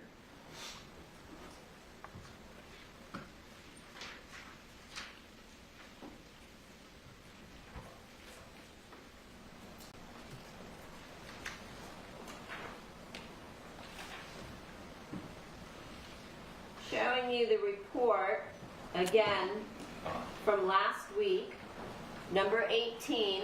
He and Austin drove to the faux restaurant. Baker parked in the rear of the shopping center. Austin walked around to the front where the restaurant was located. Does that refresh your recollection about what you told them? Not really. I don't remember all this. There's too much information. Well, it's information you provided, right? Exactly, but to quote it like this, I don't remember what was before that or after it. There was a lot more being said besides all that one point. What did you say after that? I don't remember. It's just a lot of information. We were just rambling and talking and talking. You? Yeah, they would ask me questions. I would try to answer and then explain it. And so this is paraphrased. I'm sure it's paraphrased. Okay. And then do you remember telling them, right after that, a short time later, Austin came back to the car and he said he couldn't do it? Yes. And you said you figured that Austin either developed cold feet or there were too many people around, right? Right. And for whatever reason, Austin didn't kill Fabio that Sunday. Right. So here, contrary to the story you told the jury this week, you didn't drive around and go to some location nearby where you could keep eyes on the lot and the people. You stayed in the lot, and a short time later, Austin came back to the car, right? Wrong. Okay. So you're saying you did tell them about driving around somewhere, parking somewhere between the two different restaurants on Ventura Boulevard where you could see things? I don't remember the conversation, but I'm sure I did. I don't remember the exact conversation because there's a lot of stuff missing from this. There was a lot more being said, so this is just paraphrased.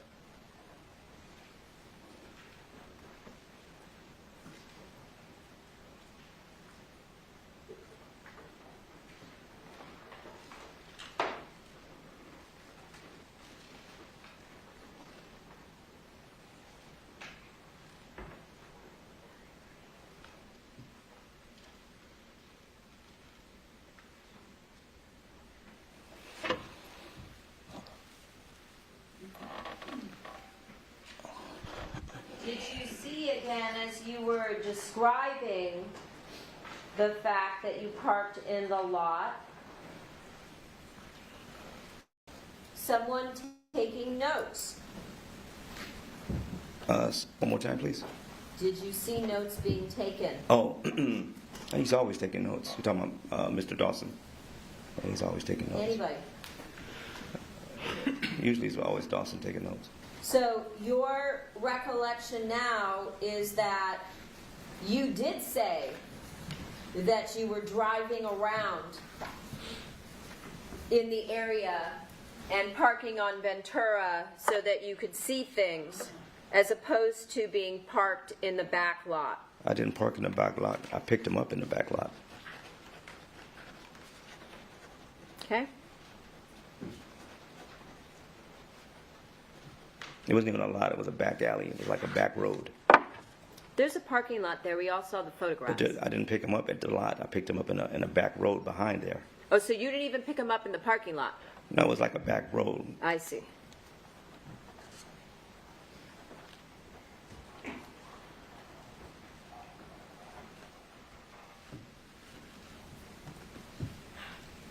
Not a parking lot. No, I would try to stay out of the parking lot. It was like a back road behind the lot, like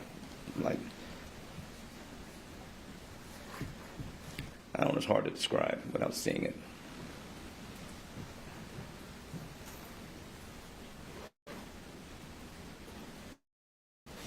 So if this is what Mr. Dawson or Mr. Levine or both of them heard, that would be false, right? I'm going to object, Your Honor, that office phrase. No, it's overruled. Is that what you're saying? I guess the wrong word would be false, yeah. Well, it says- lot and road, yes, they're two different things, for sure. Parked in the rear of the shopping center. Yeah, I guess the lot and a road are two different things, so Okay. yes. During the same conversation last week, did you tell the defense that the next evening you drove the Versa to the Sementilli home and that you put Austin in the back so he wouldn't be visible? In the Sementilli home? No. In the Versa? No, we never went to the house in the Versa. Well, you went toward the house Oh, in the okay. Versa, Yes, right? that part is true. And that you put him in the back, right? Not in the front passenger, in the back, correct? Read, I'd like to ask her to read it accurately. Again, you can clarify. Did you say that? That Did you I say put what? Austin in the back so he wouldn't be visible? At my apartment, yes.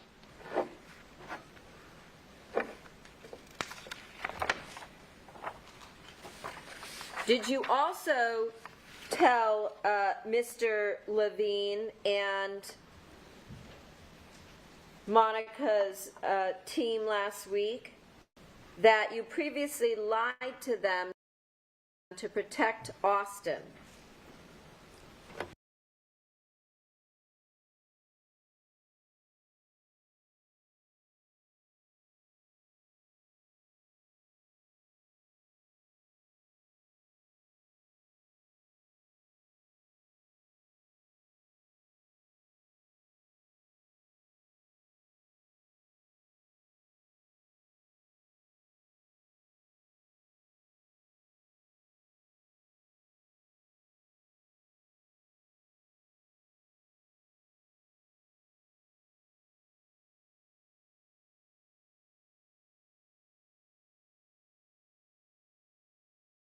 Yes. Would it be safe to say that you care about Monica more than you care about Austin? I care about both. Okay. The same? No, she's in a different relationship with me. She's a more important relationship, right? Just a different one. They're still the same. They're the same. I said that.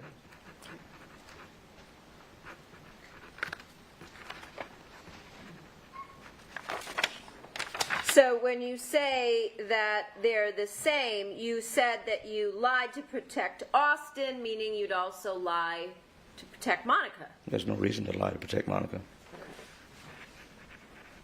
Other than the fact that you said on tape that you would lie to protect her.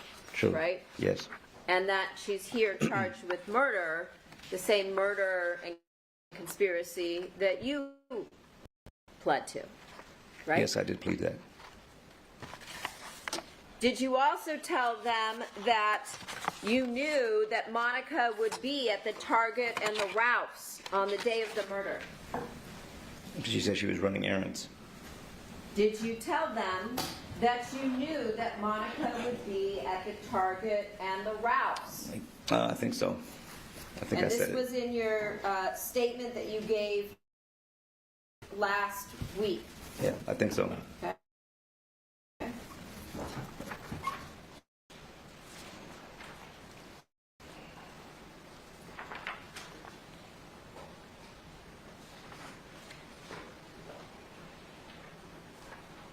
During this same conversation, did you also tell them that you got rid of the large knife, the 12-inch knife, that you showed to Austin and bought a different knife?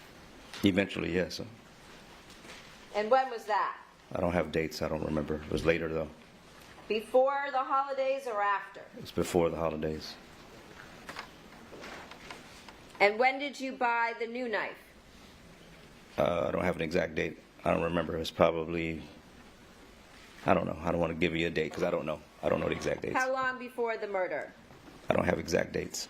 A couple of months. Couple months. Yeah, So- 1 or 2 months. So you bought the new knife before you disposed of the 12-inch blade? Now the 12-inch was gone long before. You Or just- whatever, the big one was gone long before. I see. Long before the holidays then? Yes. Okay. And where did you dispose of the 12-inch knife? The 12-inch bladed knife? Trying to remember where I put it. There was a construction site. I was gonna try to sell it, but I didn't want to. I didn't want nothing connected to it, so I threw it in a construction site. I see. Where was this construction site? It was a couple of blocks from my house, Okay. or from my apartment. Excuse me, my apartment. They were working on something. I'm sorry? They were working. There was a big construction site, so I just On dumped what it into street? a hole. I don't. It's on Ben Owen, and I don't know the cross street. It's before Canoga. Okay. And the new knife that you bought, where did you buy that? Walmart.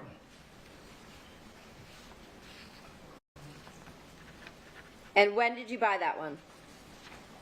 I don't remember the exact date. But you said it was a couple months before the murder. Correct. So maybe October, November? I don't have the yeah, maybe October, November. Yeah? Yeah, maybe October, November.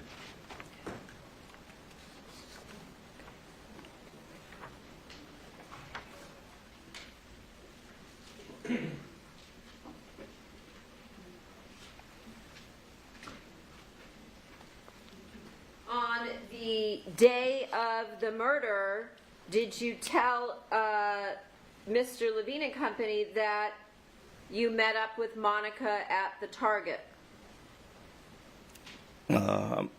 If they wrote it down, I might have said it. And is that also when you got to the Target that you purchased, you said, certain items? I think you told us gloves. It was gloves and I think maybe some pants or something. Gloves and pants. I'm thinking it was pants too. It's been a long time, so I don't remember it all. Okay. And the gloves and the pants, that was to use in the murder? Yes, the gloves were for sure. For sure. Yeah. Not for racquetball. That was for the murder. I think it was gloves and pants. Pants for sure. I'm trying to remember. Pants for Gloves. sure. Pants for sure. Yeah, pants for sure. Okay. And the gloves, right? I'm thinking the I murder. did. I You think told I us bought about gloves. that. Yeah, I think I bought gloves too. And then did you go somewhere to change into the pants and the gloves? No. So where did you put those on? When I moved to that location I told you about earlier, where when I parked the car before we took off on foot. To hike the 2 miles to the house, right? Correct.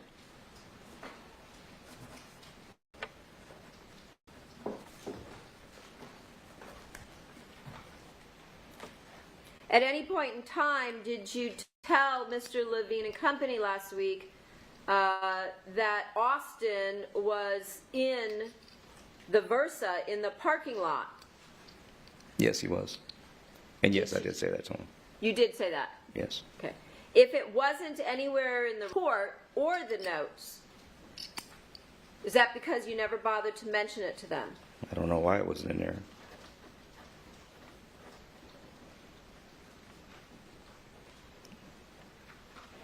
And you have a clear recollection of that part, even though you told us your... Where he was? Yes. Yes, I do.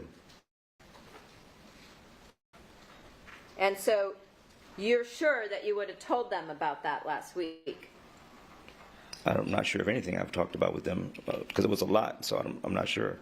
But you just told us that you did I'm sure tell where them. he was. I'm sure where Austin was. And my question was, did you tell that to them? I don't remember. At any point in time, ever, in any of, let's say, the 13 conversations? I don't remember.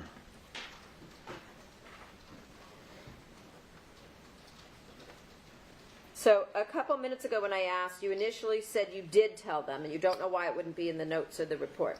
Is your don't. answer different now that you might not have because you don't I remember? just don't remember. You might have never mentioned that Austin was in the car. I don't remember if I did or not. But I remember where he was. Okay.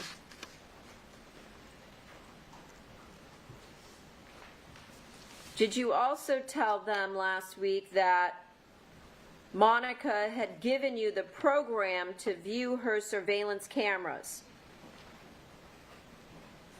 I had some type of access. I can't remember if it was a program or a window. I can't remember, but I did have some type of access to it. And remember telling them that you put it on your cell phone and a computer. Correct. Which cell phone would that have been on?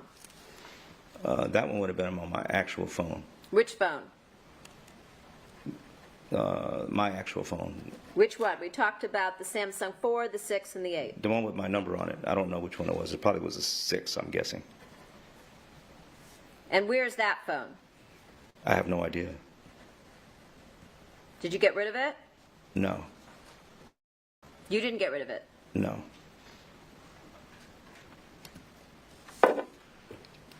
Other than being with you at the time you were arrested on June 14th of 2017 in your apartment or in your vehicles, where else could it have potentially been?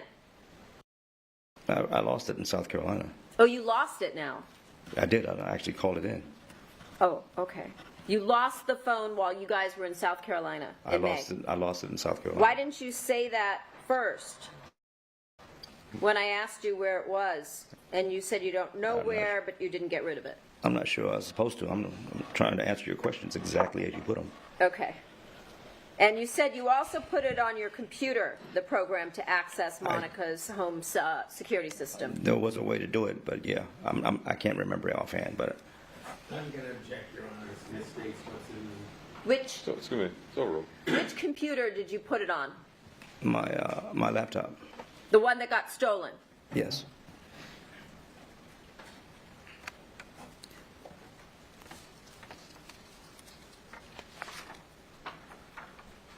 Did you also tell them that you buried the knife that you used to kill Fabio Sementilli? Yes. Where did you bury the knife? Somewhere close to where the Versa was, where we left to go on foot. Okay. And when did you do that? The same day. So you stopped as you were going back to the Versa when you said you were in a rush to bury the knife, Yes. correct? Yes. And then did you tell them that you took Austin back to the apartment? Yeah. I can't remember. Did you tell Chris to go back to the apartment? get Eventually, ready if he to could. leave. Yes, if he could. Okay. And then did you drive the Versa back to the apartment and pick him up on the way? I drove down the street and picked him up and went to the bowling alley. I see. And then did you drive him back to the apartment? No, You did not. no. He never returned to the apartment. So I thought you told us earlier that he was going back to the apartment because he had to grab his stuff. Exactly. But there was no need since I'm going. So you got it for him. Whatever was there, I picked it up for him, and I don't remember what it was.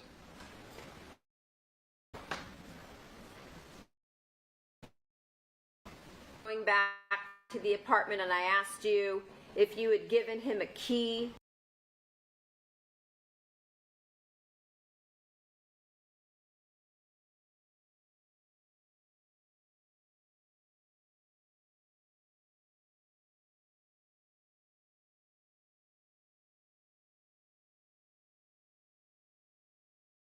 To the apartment to get in? I do remember that. And you said you must have? I wasn't sure, but either I must have or I told him to wait or something. I can't remember. So he might have gone back to the apartment. He never made it to the apartment. I see.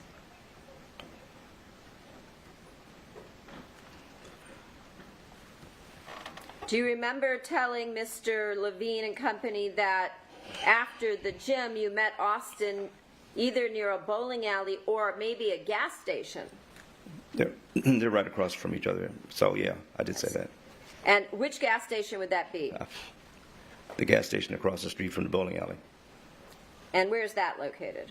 I don't know the cross streets. It's on Satakoy, though. I think it's Satakoy, and I don't want to guess wrong. So it's on Satakoy for sure.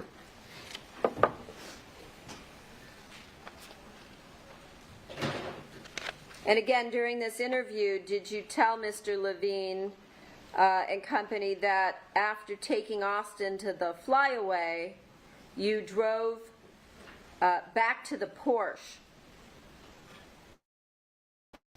Eventually, yes. And after dumping the Porsche in the residential area, do you remember telling them last week that you went to the bus stop and took that back to the location of the Versa? That was a lot missing in between, but yes, I did wind up at the bus stop to get back to the Versa. Okay. There's a lot missing in between. Like I said, everything's paraphrased.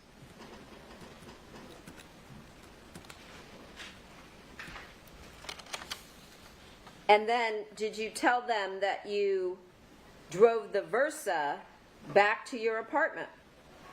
Eventually, yes.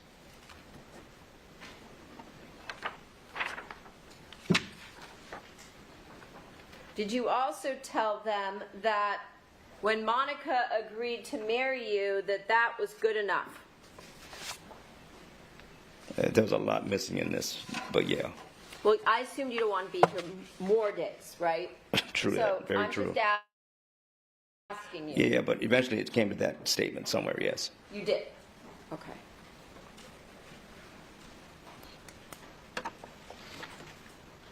I have I think it's a 40-second recording I want to play you of you and Al Birdsong regarding leaving the country to go somewhere if you got out of this murder case.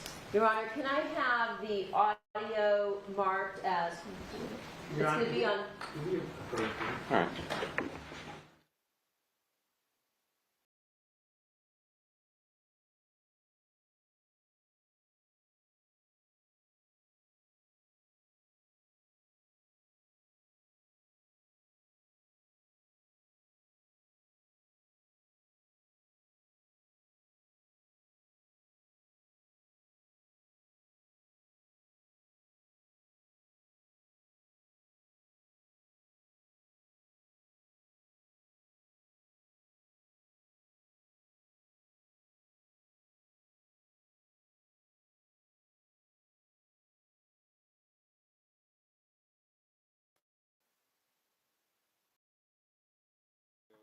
Part of what?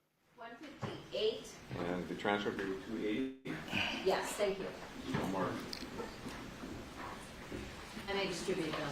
Yes, and again, same ammunition applies.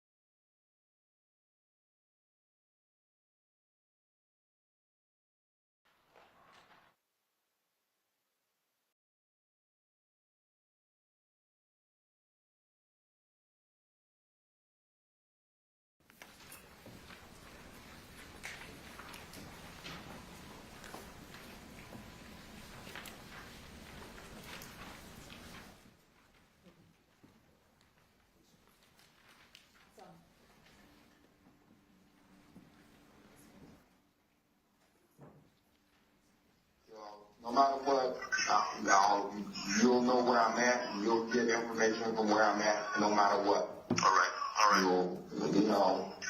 So the Lord willing, and creek will rise, and we're able to win the thing, and we're gone, buddy. Yeah, I'm down. I'm down.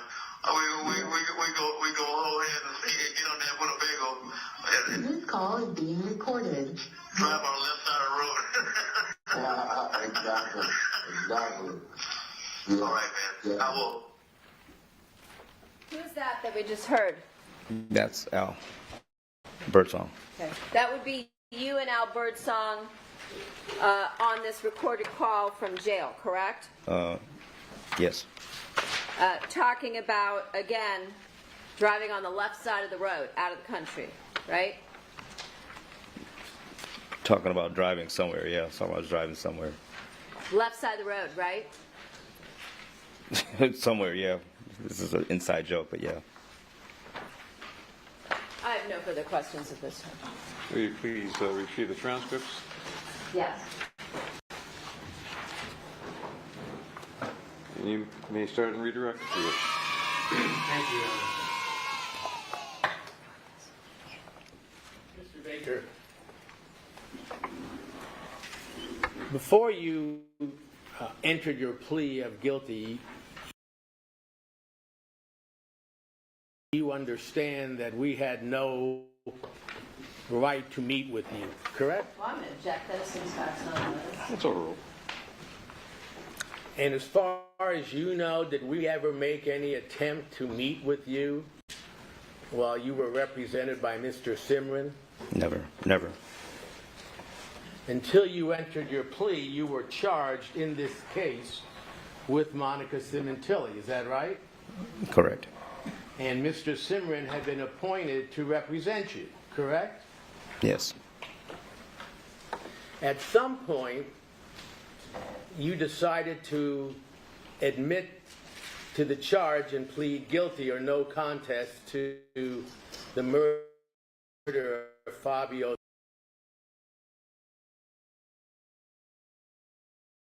Sementilli. Correct. And you did so without speaking to me or my team first, correct? Correct. Your attorney was still Mr. Simran, It was Mr. Zimmerman. and I assume you discussed it with Mr. Simran. Correct. Object, this is all needed. I'll allow this part. It's overruled. Where did you enter your plea of guilty or no contest? It was here at CCB. Before Judge Cohen Yes. and before Prosecutor Ms. Silverman, correct? Yes. Yes. At any time during that, well, first of all, you understood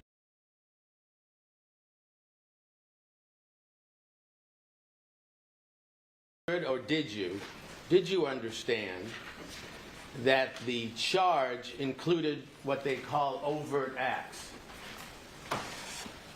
You know what I mean by overt acts? I don't recall, no. Did Mr. Simran tell you that along with the charge of murder, there was a list of about 50 acts that you allegedly engaged in during the course of your planning and execution of the murder? No. He didn't go over any of those. No. During your plea in court here, did anyone ask you if Monica Sementilli was involved with the planning or the execution of the murder? We never got that far, no. Did Judge Cohen ask you before you entered your plea if Monica Sementilli planned and executed the murder with you? Not that I recall. Did Ms. Silverman ask you before you entered your plea if Monica Sementilli engaged in any part or plan or carrying out of the murder? No. No. If you had been asked that question, what would you have said? Your Honor, I'm going to object. Can we approach? All right.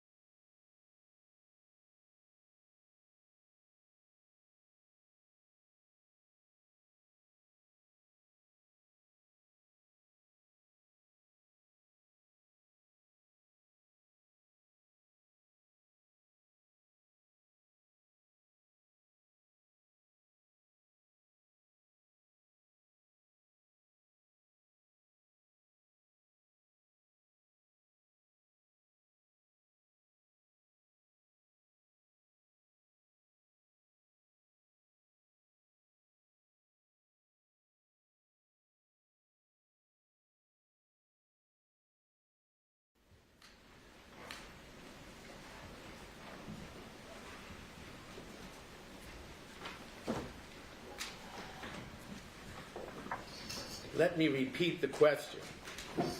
If you had been asked by the judge or the prosecutor as part of your plea, if Monica Sementilli knew about or was part of the plan or execution of this murder, what would you have said? She had nothing to do with it. But no one asked you that, did they? No. So you were able to plead guilty or no contest without being asked if your accomplice was Monica Sementilli, correct? Correct. Now, after you entered your plea,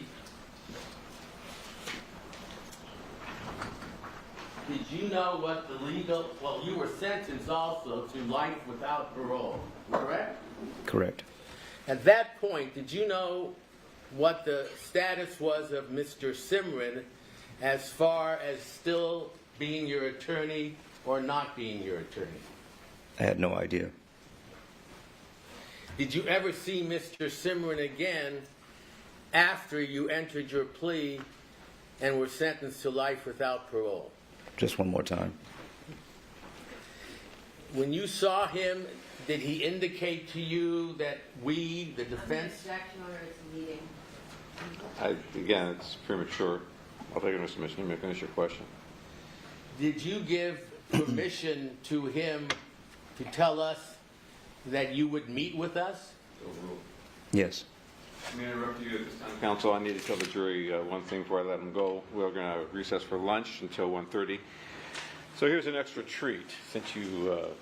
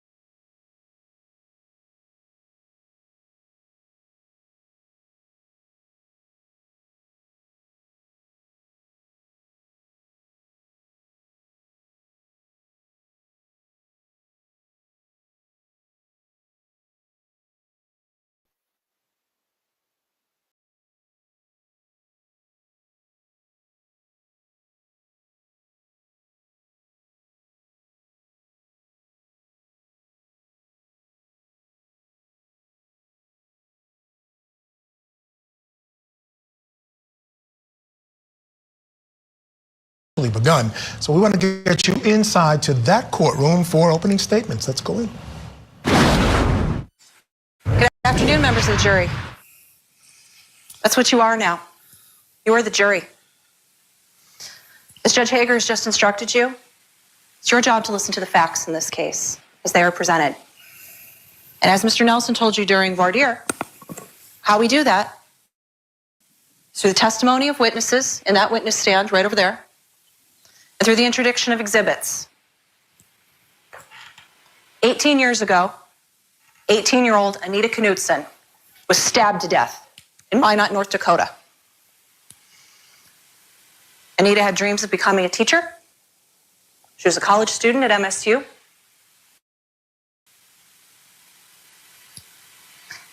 And when she was a student at MSU, her roommate was Nicole Thomas Rice, known as Nicole Thomas at that time. The state intends to show you evidence. There was bad blood between these two girls, and their living situation was highly toxic.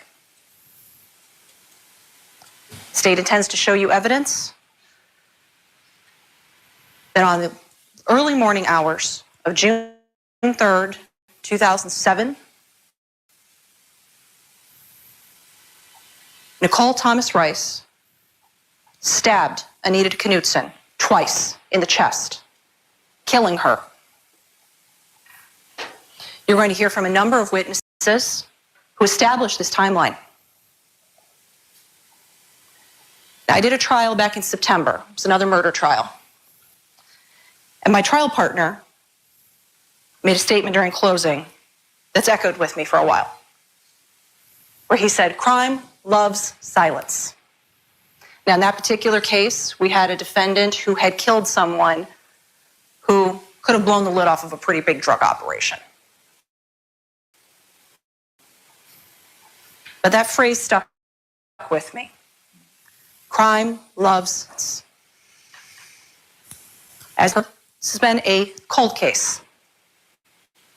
Ms. Rice was not charged with this crime until 2022, 15 years after it happened. It's a bit of the tortoise and the hare, slow and steady. Law enforcement took the time to make sure we're the right person. There were some new developments that occurred over the years. You're going to hear testimony with regards to that. But as Mr. Nelson also told you during voir dire, there's some information that was looked back on in a different light. Because, as we all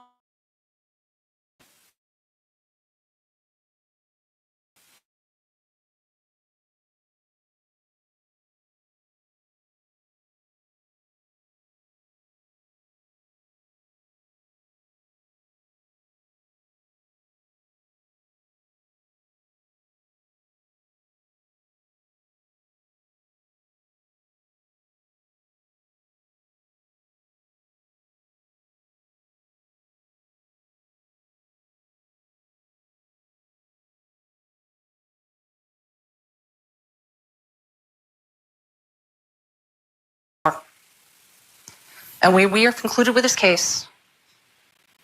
We are confident that you are going to find Nicole Thomas Rice guilty of the murder of Anita Knutson. Thank you. Michael, a really quick opening statement just to say this is what happened. The defendant did it, stabbed her twice, killed her. So there's Daybell. Our newest case, made back in 2007. Opening statements just began. We want to go back into court. The defense is now presenting its opening statement. First of all, thank you for being here. I know we said that during jury selection. This is a huge commitment. I'm sure it's very stressful. You're taking a lot of time out of your lives, and we really appreciate it. Now, as the state's attorney said, you're going to hear a lot of evidence in this case. You're going to see a lot of evidence. You're going to hear a lot of testimony. At the end of it, I disagree with the state. You're going to know after you hear that Nicole did not kill Anita. Now, what happened to Anita is terrible. It's awful. It's every family's nightmare. It's every parent's nightmare. It's every town's nightmare.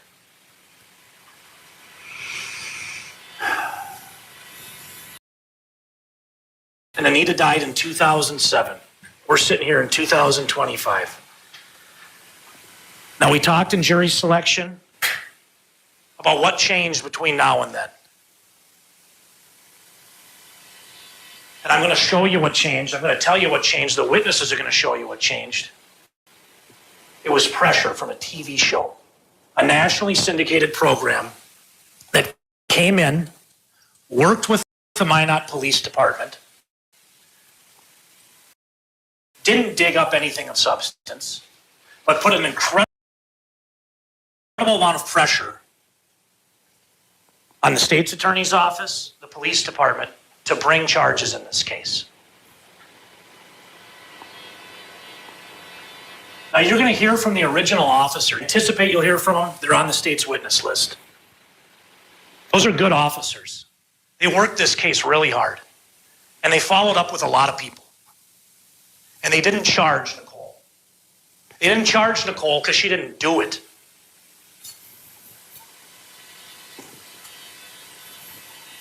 Nicole got charged after a national media circus descended on Minot. You're going to hear evidence, just like the state said.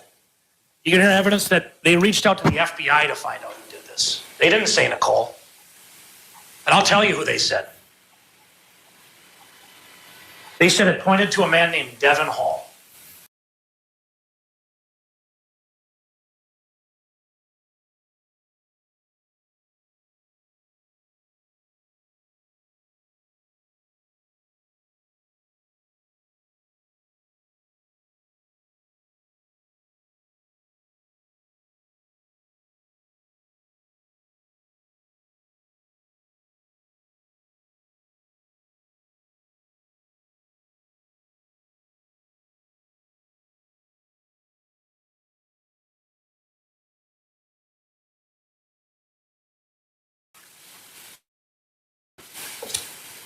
And I'm going to come back to that. Every time the police called Nicole, she showed up. She talked to him. She said, "How can I help?" Not everybody did that.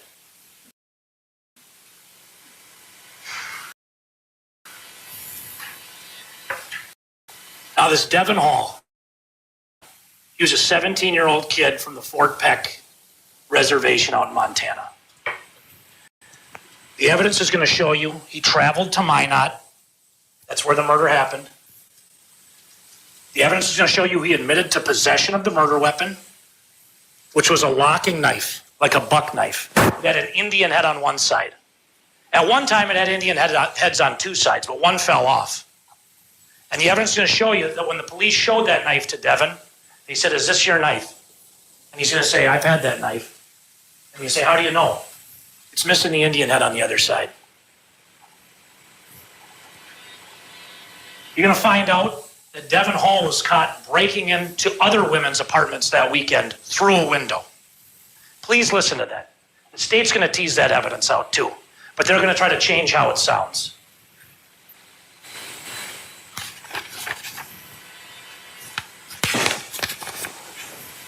It's also important that you're going to look at someone's behavior. Devin Hall, the evidence is going to show you, continued this kind of behavior. And he had implications, not just back on his home reservation, but federally as well. You're going to hear testimony regarding a suspect that was the lead suspect in this case that ran from the apartment complex that Anita and Nicole lived in. You're going to hear this man was described as a 6'2" Native American young man who was sprinting at 7 o'clock in the morning from that apartment complex to the next apartment complex with blood on his t-shirt.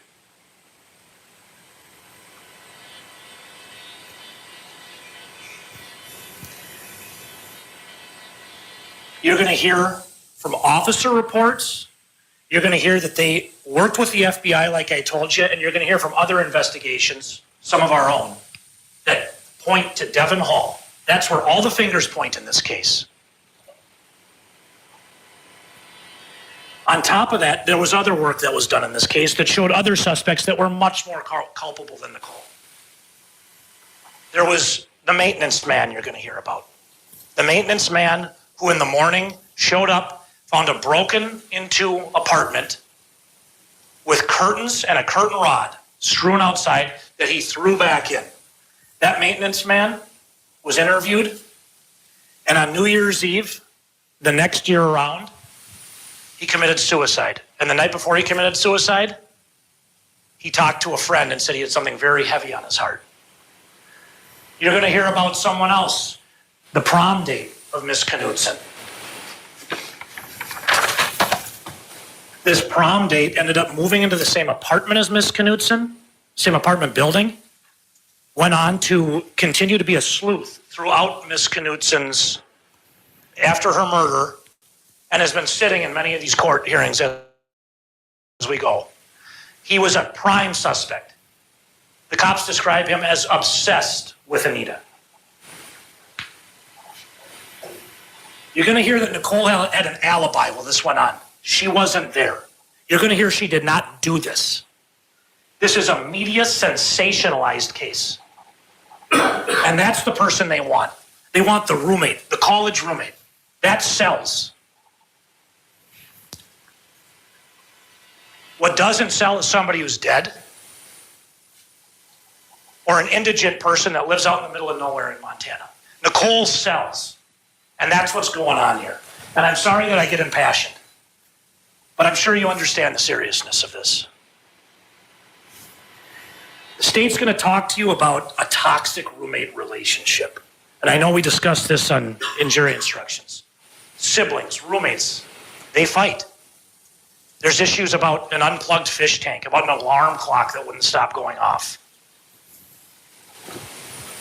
The evidence is going to show you people like Nicole don't kill their roommates over that kind of stuff.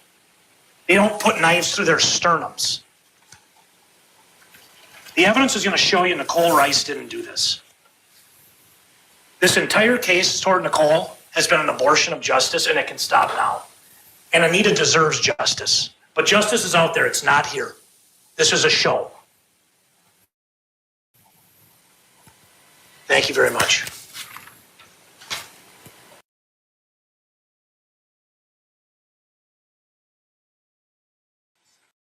Good afternoon, members of the jury. That's what you are.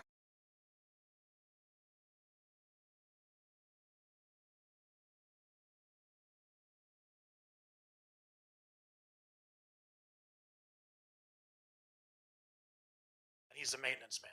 Yes.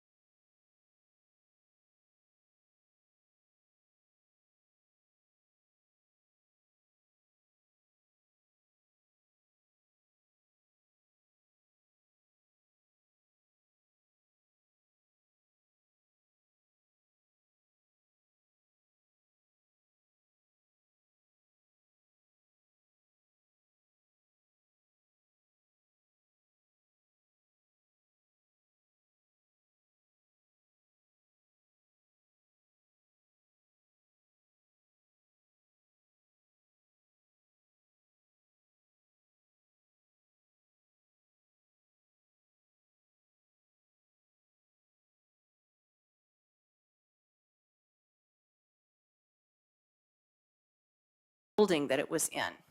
It's help next witness. State calls Laura Knapp.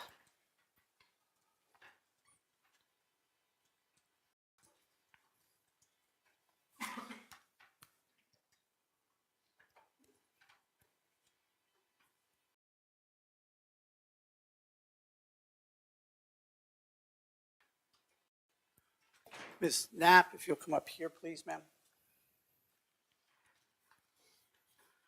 Right up here, please, ma'am. Please raise your right hand.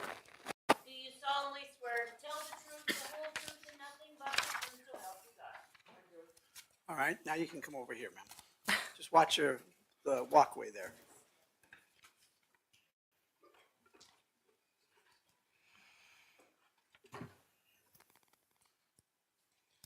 Once you're seated, just kind of adjust the microphone. You can pull it forward and pull it down so it's kind of aimed at your chin, please. There you go. Perfect. Make sure the little light's on green. Okay, Ms. Sorgan, you may proceed, ma'am. Thank you. Would you please state your name for the record? Laura Knapp, And would you please spell your last name? Knapp. Ma'am, are you currently employed? I'm sorry, what? Are you currently employed? Yes, I am.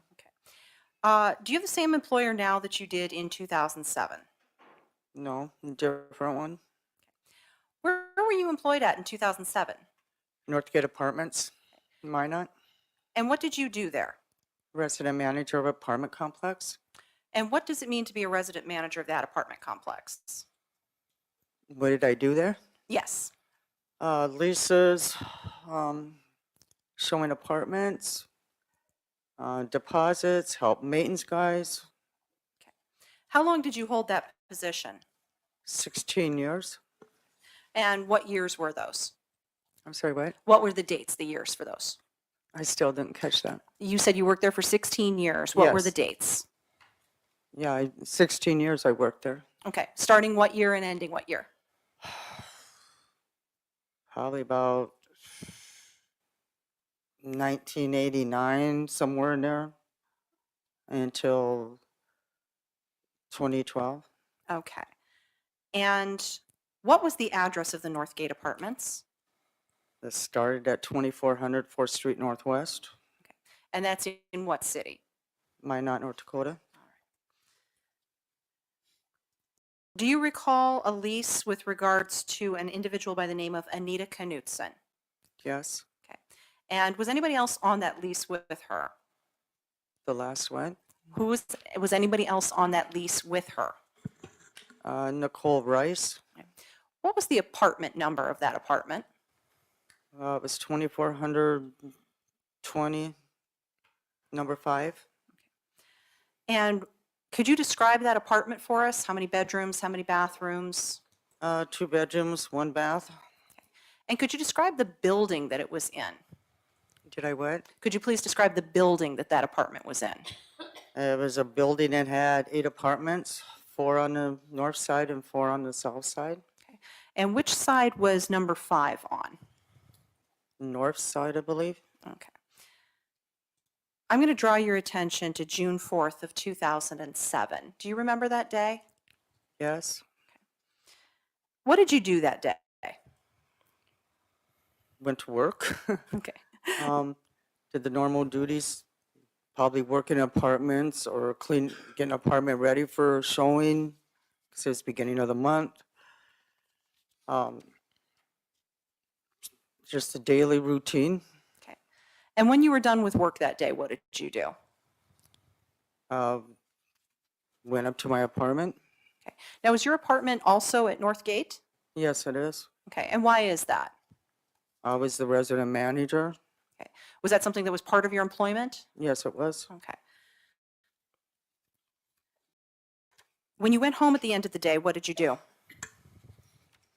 Went up to my apartment, like cleaning up from the day of like leases or what I had laying there, preparing dinner. Okay. Did anything of note happen while you were preparing dinner? Sorry, what? Did anything of note happen while you were preparing dinner? Something that happened. Yeah. There was a knock at the door. My maintenance guy answered the door because I was like busy, like preparing dinner. Okay. He told me that I needed to come to the door. I went to the door, and a gentleman was standing there and said that tried to get a hold of his daughter for several days, him and his wife. Asked if he could have a key to get into the apartment. I told him I couldn't give him a key, but I could go down there and open up the apartment for him. And what did you do? When I got my keys and we proceeded down to the apartment. Okay. And which apartment was it that he needed opened up? 2420 4th Street Northwest, apartment number 5. Okay. Did you ever get this gentleman's name? Gordon. Okay. And you went to that apartment with Gordon. What did you do next? I remember going to the door, and it seemed like it was locked because it wouldn't turn the knob. So I grabbed my keys and opened the door. Well, it clicked. It was like a little hard, but it clicked, so I knew it was locked, and gained entrance into the apartment. Okay. Once you unlocked the door, what did you do? Gordon went in first, and I followed behind him. And he went down towards the bedroom, and I stood in the kitchen area where I could see the bedroom door, or the bedroom area. And then what did you see next? Gordon coming out, and say we need to call the police department. Okay. And did you call the police? I remember it was myself or Gordon called the police, but one of us did. Okay.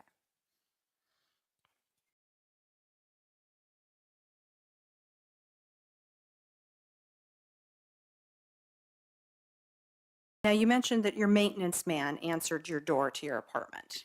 Yes. Who is the maintenance man? Marty and Al. Okay. And why was Marty in your apartment? We lived together. Okay. You were romantically involved? Yes. Okay. For approximately how long? About 10 years. Now, you said Marty was the maintenance man. How long had he worked for Northgate Apartments as the maintenance man? Probably almost 2 years. And Marty lived with you, is that right? Yes. Okay. Was living in the apartment part of Marty's compensation package from the apartments like it was yours? Yeah, I guess basically probably. The owner knew he was living there. Okay. But the apartment was for the resident manager, is that right? Yes. Okay.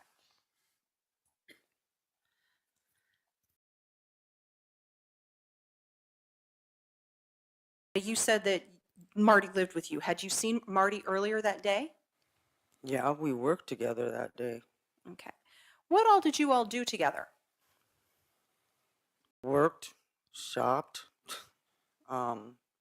met up with friends once in a while at night. Okay. With the two of you working together, were you working side by side? Were you working apart? How did that work? And together. Okay. And were there ever periods of time when you're working together that you and Marty were not within each other's eyesight? Not really.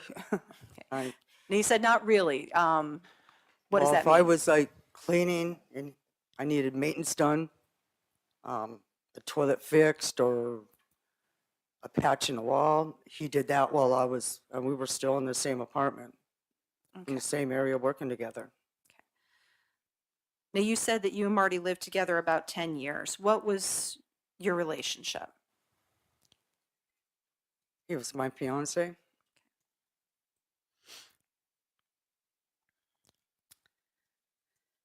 What were Marty's duties at Northgate Apartments? Duties of a maintenance guy, repairing, lawn work. I guess that's basically it, repairing things. Okay. When Marty would repair things, what would he do with them?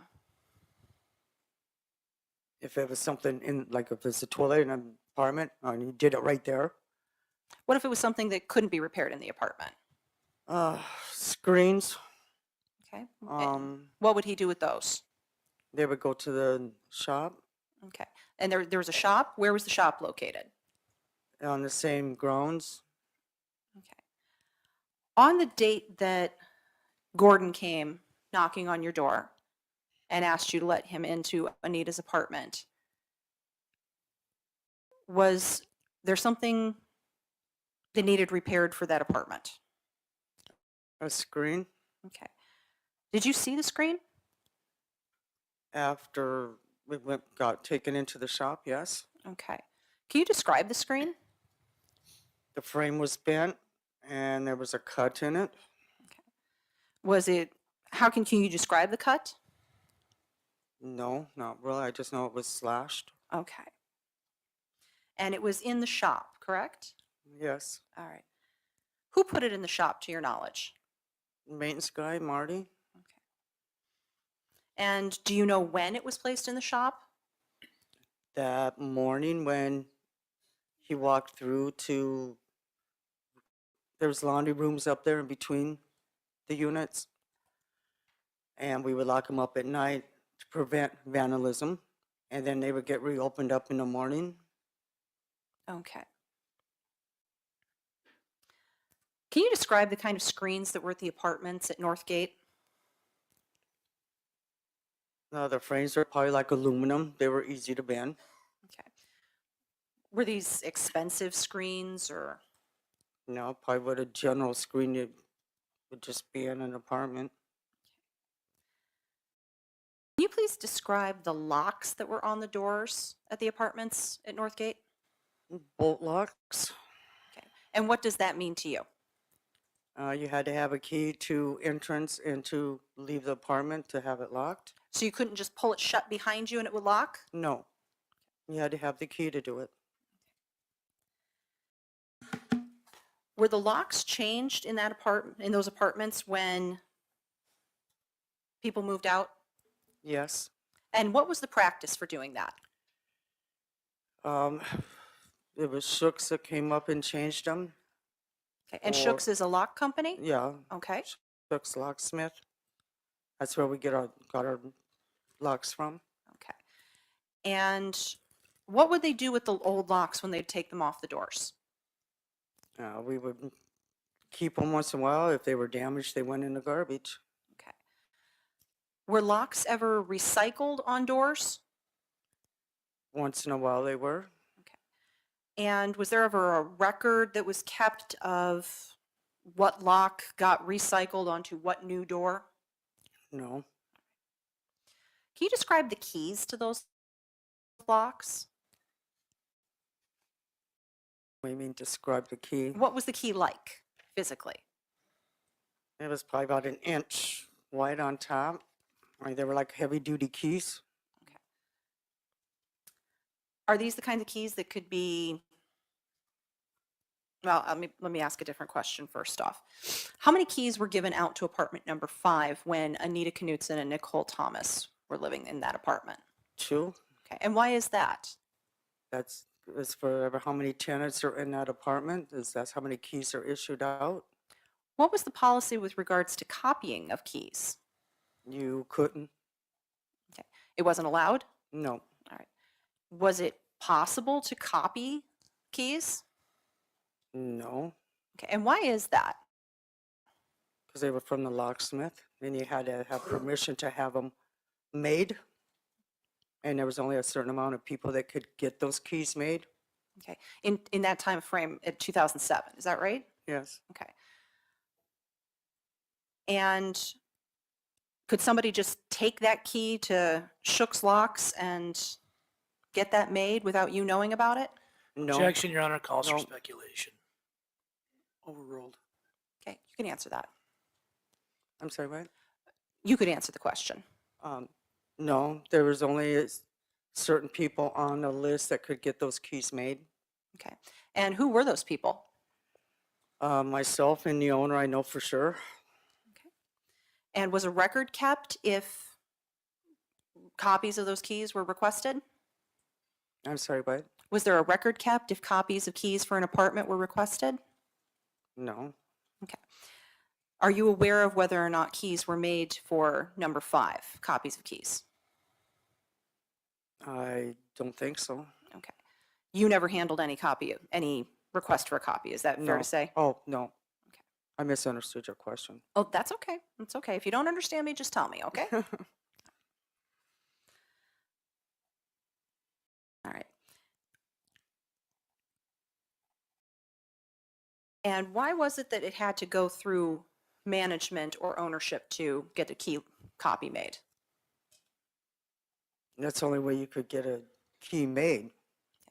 Was there a fee associated with it? I'm sorry, what? Was there a fee associated with that?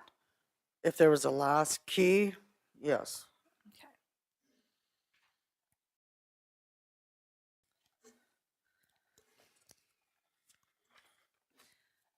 Now you said that Marty would do a walkthrough of the apartment complex. Is that right? Yes. Okay. How often did he do that? If ever wasn't busy or whatever. We did it in the morning and we did it about 10 o'clock every night, Okay. About what time in the morning? between 7 and 8.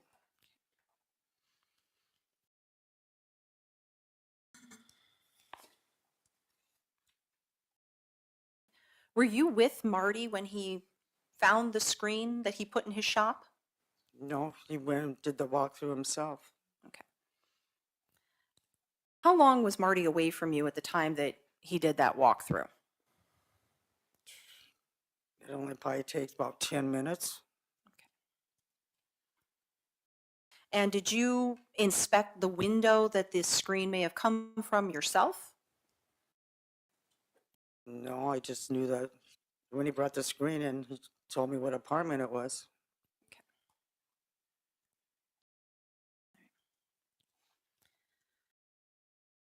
Now, Marty is no longer employed with Northgate, is that right? No. When did Marty's employment there end? New Year's Day, 2009. That's pretty specific. Why do you know that? That's when he committed suicide. What was going on in Marty's life at that time?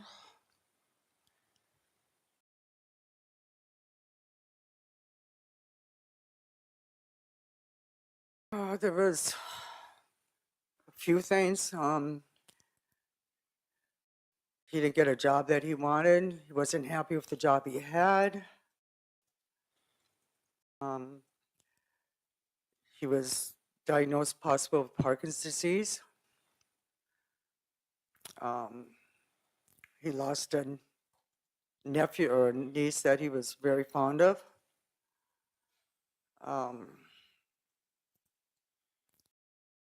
I guess basically his family that was here moved away. Was there anything going on in your relationship? I thought everything was good.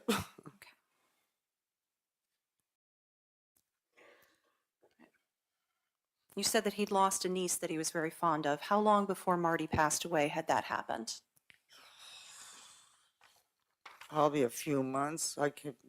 Don't know the exact date. Okay. Did Marty have health insurance? No, we didn't.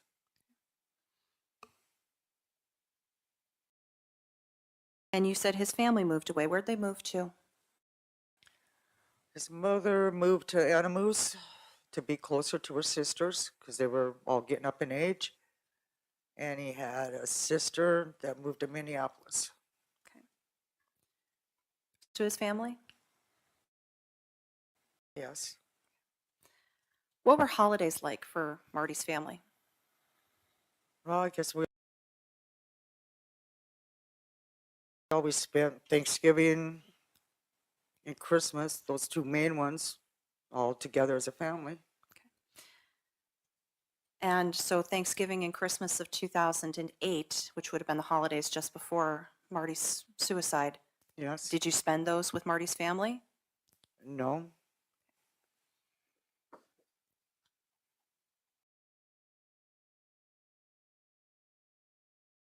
What was Marty's relationship with alcohol like?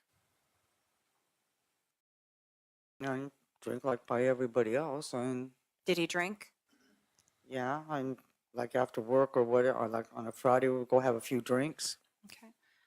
And what did you notice of his drinking in the time period leading up to when he committed suicide? There was, I didn't really see no difference.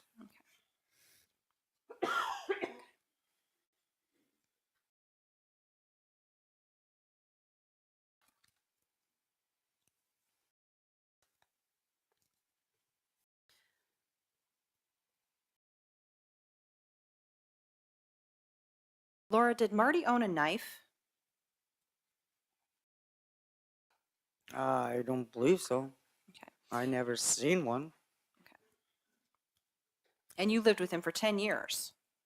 Yes. I have no further questions. Mr. Sand? Thank you, Your Honor. Questions?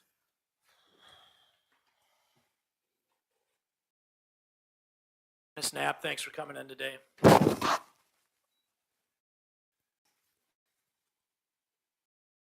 So just to clear a couple things up, you said you had been working at these apartments for 16 years, but then you said 1989 to 2012. I just want to make sure I got that right. I'm estimating, I'm not sure.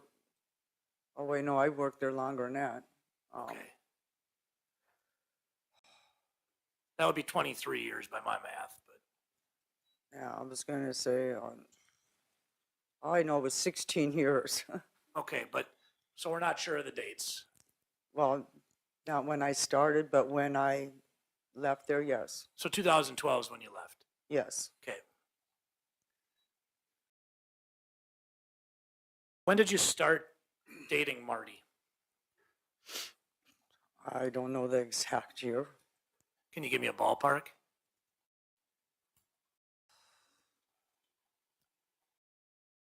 About 1998, 1999. Okay. And I am not trying to say anything negative about the dead, but I'm going to ask you, did Marty ever use drugs that you know of? No. You sure?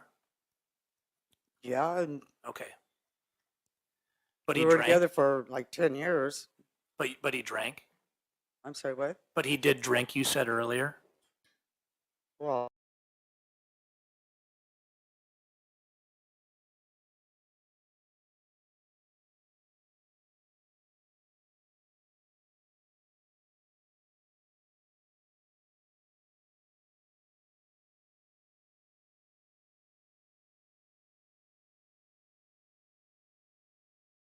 sorry, what?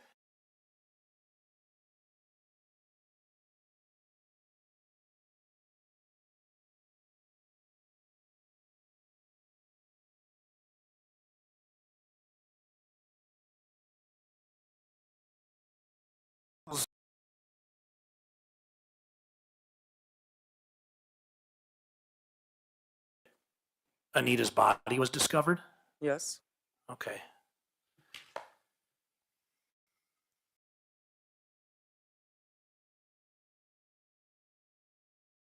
Did you talk to Marty at all about what happened to Anita? No. You guys didn't discuss it? No. I just bought the screen that needed to be repaired or whatever. No, we didn't discuss Anita's body or nothing like that. So after you went in to the apartment with Mr. Knudsen and Marty and you found Anita's dead body, you guys didn't discuss that at all? There was no talk about it? No. Okay. Now, the state's attorney had asked you about this screen that had been slashed, correct? Yes. When's the first time you saw that screen? That morning when I was in the shop. You were in the shop with Marty? Yes. Okay. Where was the screen? In the shop? Yes. Okay. And you were in there with Marty, correct? Yes. How did the screen get in the shop? Did Marty bring it in there? He picked it up and brought it into the shop. Do you know where he found it?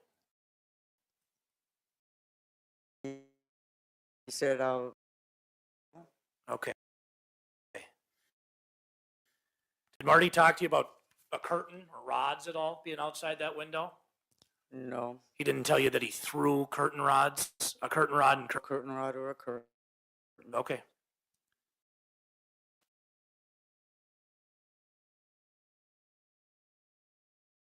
Do you know where specifically on the property this screen was when Marty picked it up or wherever, however he got it to the shop? Towards the sidewalk.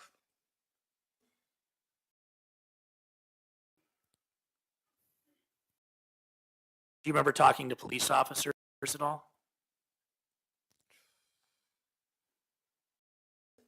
What, like up at the apartments? Yeah, after Anita's death.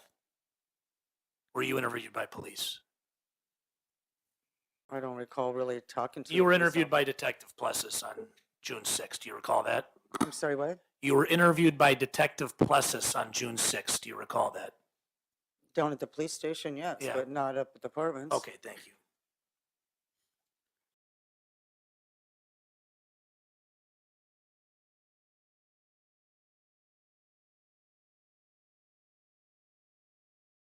Do you recall Detective Plessis discussing the lock with you? I'm sorry, what? Do you recall Detective Plessis discussing the lock with you? I apologize if you're having trouble hearing. No, I don't. No? If I showed you a transcript of the interview you had with Detective Plessis, might that help you refresh your recollection? Could. Okay.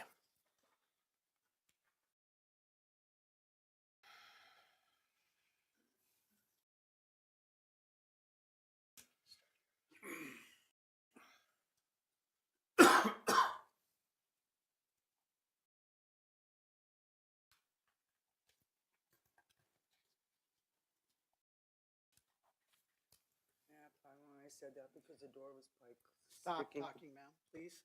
Ma'am, you have to wait for him to ask you a question. Oh. Have you had a chance to read through that, to review it?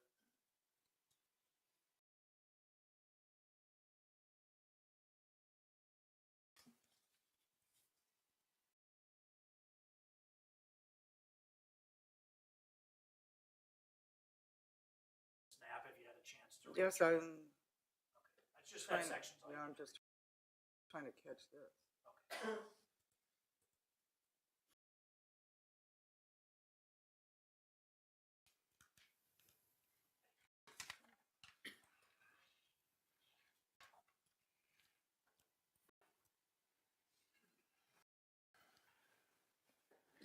Now, Ms. Knapp, after reviewing that, do you recall what you said to Mr. Plessis when he asked you if the door was locked for sure? Yeah, it was sometimes those doors stick. I don't know if it's Okay. because of the dirt or whatever. They Thank you, stick, thank but you. then I appreciate it. I heard it click.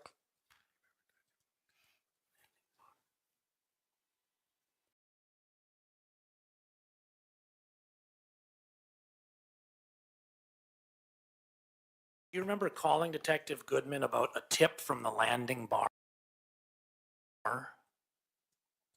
What? Do you remember calling Detective Goodman about a tip you had heard at the landing bar in Minot? No, You don't. no.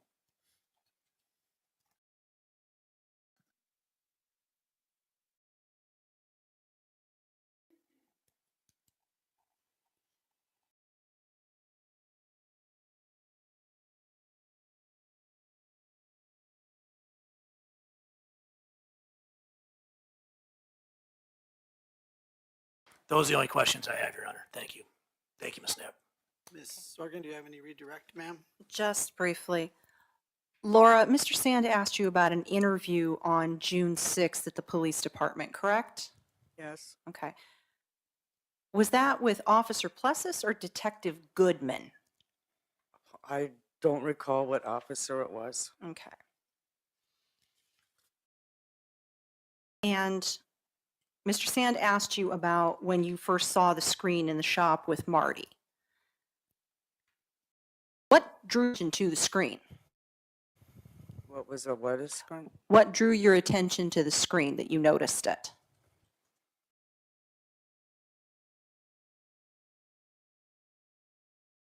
He showed it to me Marty pointed it out to you?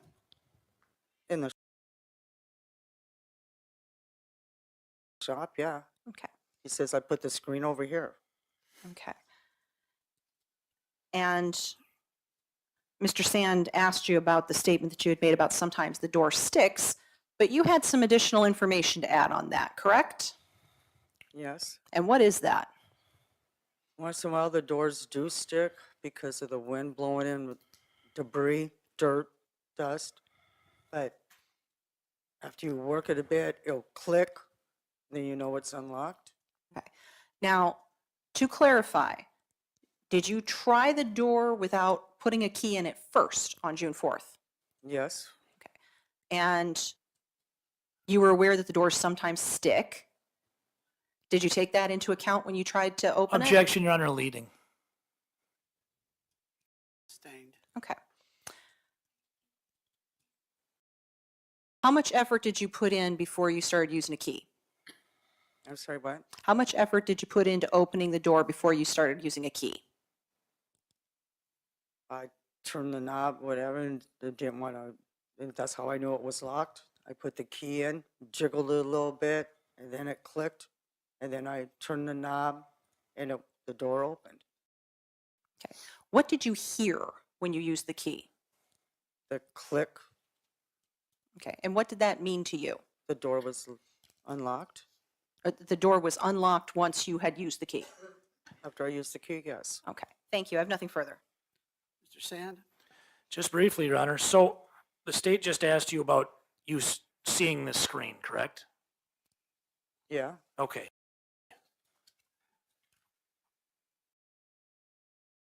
I'm going to show you what's marked as Defense Exhibit 1.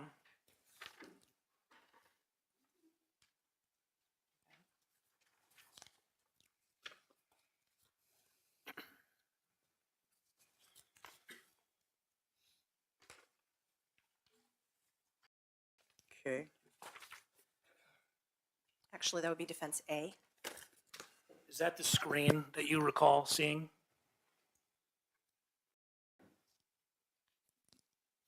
No, I don't recall exactly if it's that screen or not, because I'm not sure if that's our shop.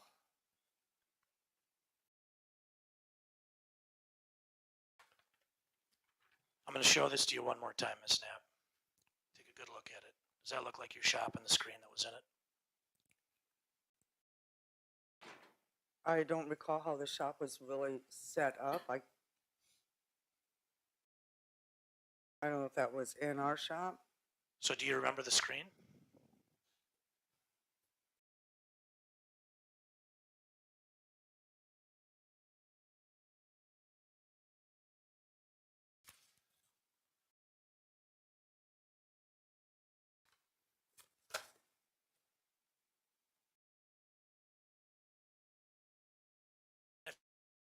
If you don't remember all the events of that day, that's okay. But does that look like the screen in the shop that you saw with Marty that morning? If we're going to talk about this exhibit, it should be offered. And I am offering it, Your Honor. Permission are of we voir dire leaving the it witness. one or A? Should be A. I have it marked as 1, but I can mark it as A if Your Honor, if that's It'll what be we're doing. Defense Exhibit A. Mrs. Sorgan, is there any objection? May I voir dire the witness with regards to the exhibit, Your Honor? Have you seen the exhibit? Briefly. All right, you may. Okay. Snap, were you present when that photograph was taken? I'm sorry, what? Were you present when that photograph was taken? No. Not that I'm aware of. Foundation, Your Honor. Mr. Sand? I'm simply asking if she, I'll withdraw it and get it in later, Your Honor, but I'm simply asking if she You've offered, recognizes this screen. you've offered the exhibit. Are you withdrawing your offer of the exhibit? If we're questioning the witness, I'd like to ask her a couple more questions if the state's I'm not talking about the witness. I'm talking about, are you voir diring more for the exhibit or you got other questions? I'm asking, you have seen that screen, if that's the screen that you have knowledge of. I know our screens had a white frame. Again, I'm going to stop you, Mr. Sand. We're talking about this exhibit. It has to be in.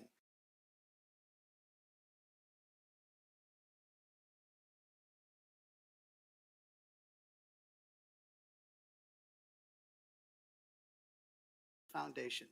I am continuing the voir dire that she began to try to establish foundation, Your Honor. Is that all right? It is, but not with regard to whether she recognizes the screen or not. Okay. Does this look like the shop?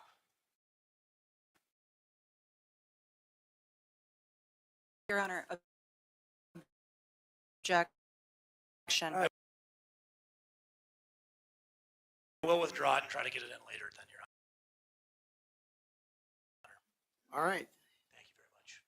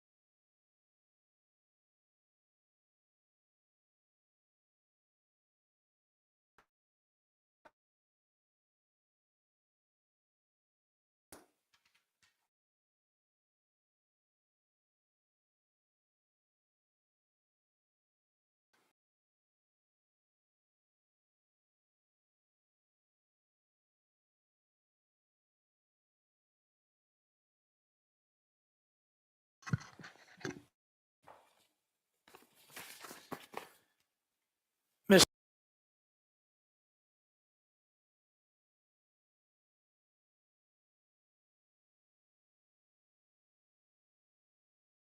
Snap, you recall looking at the screen you said earlier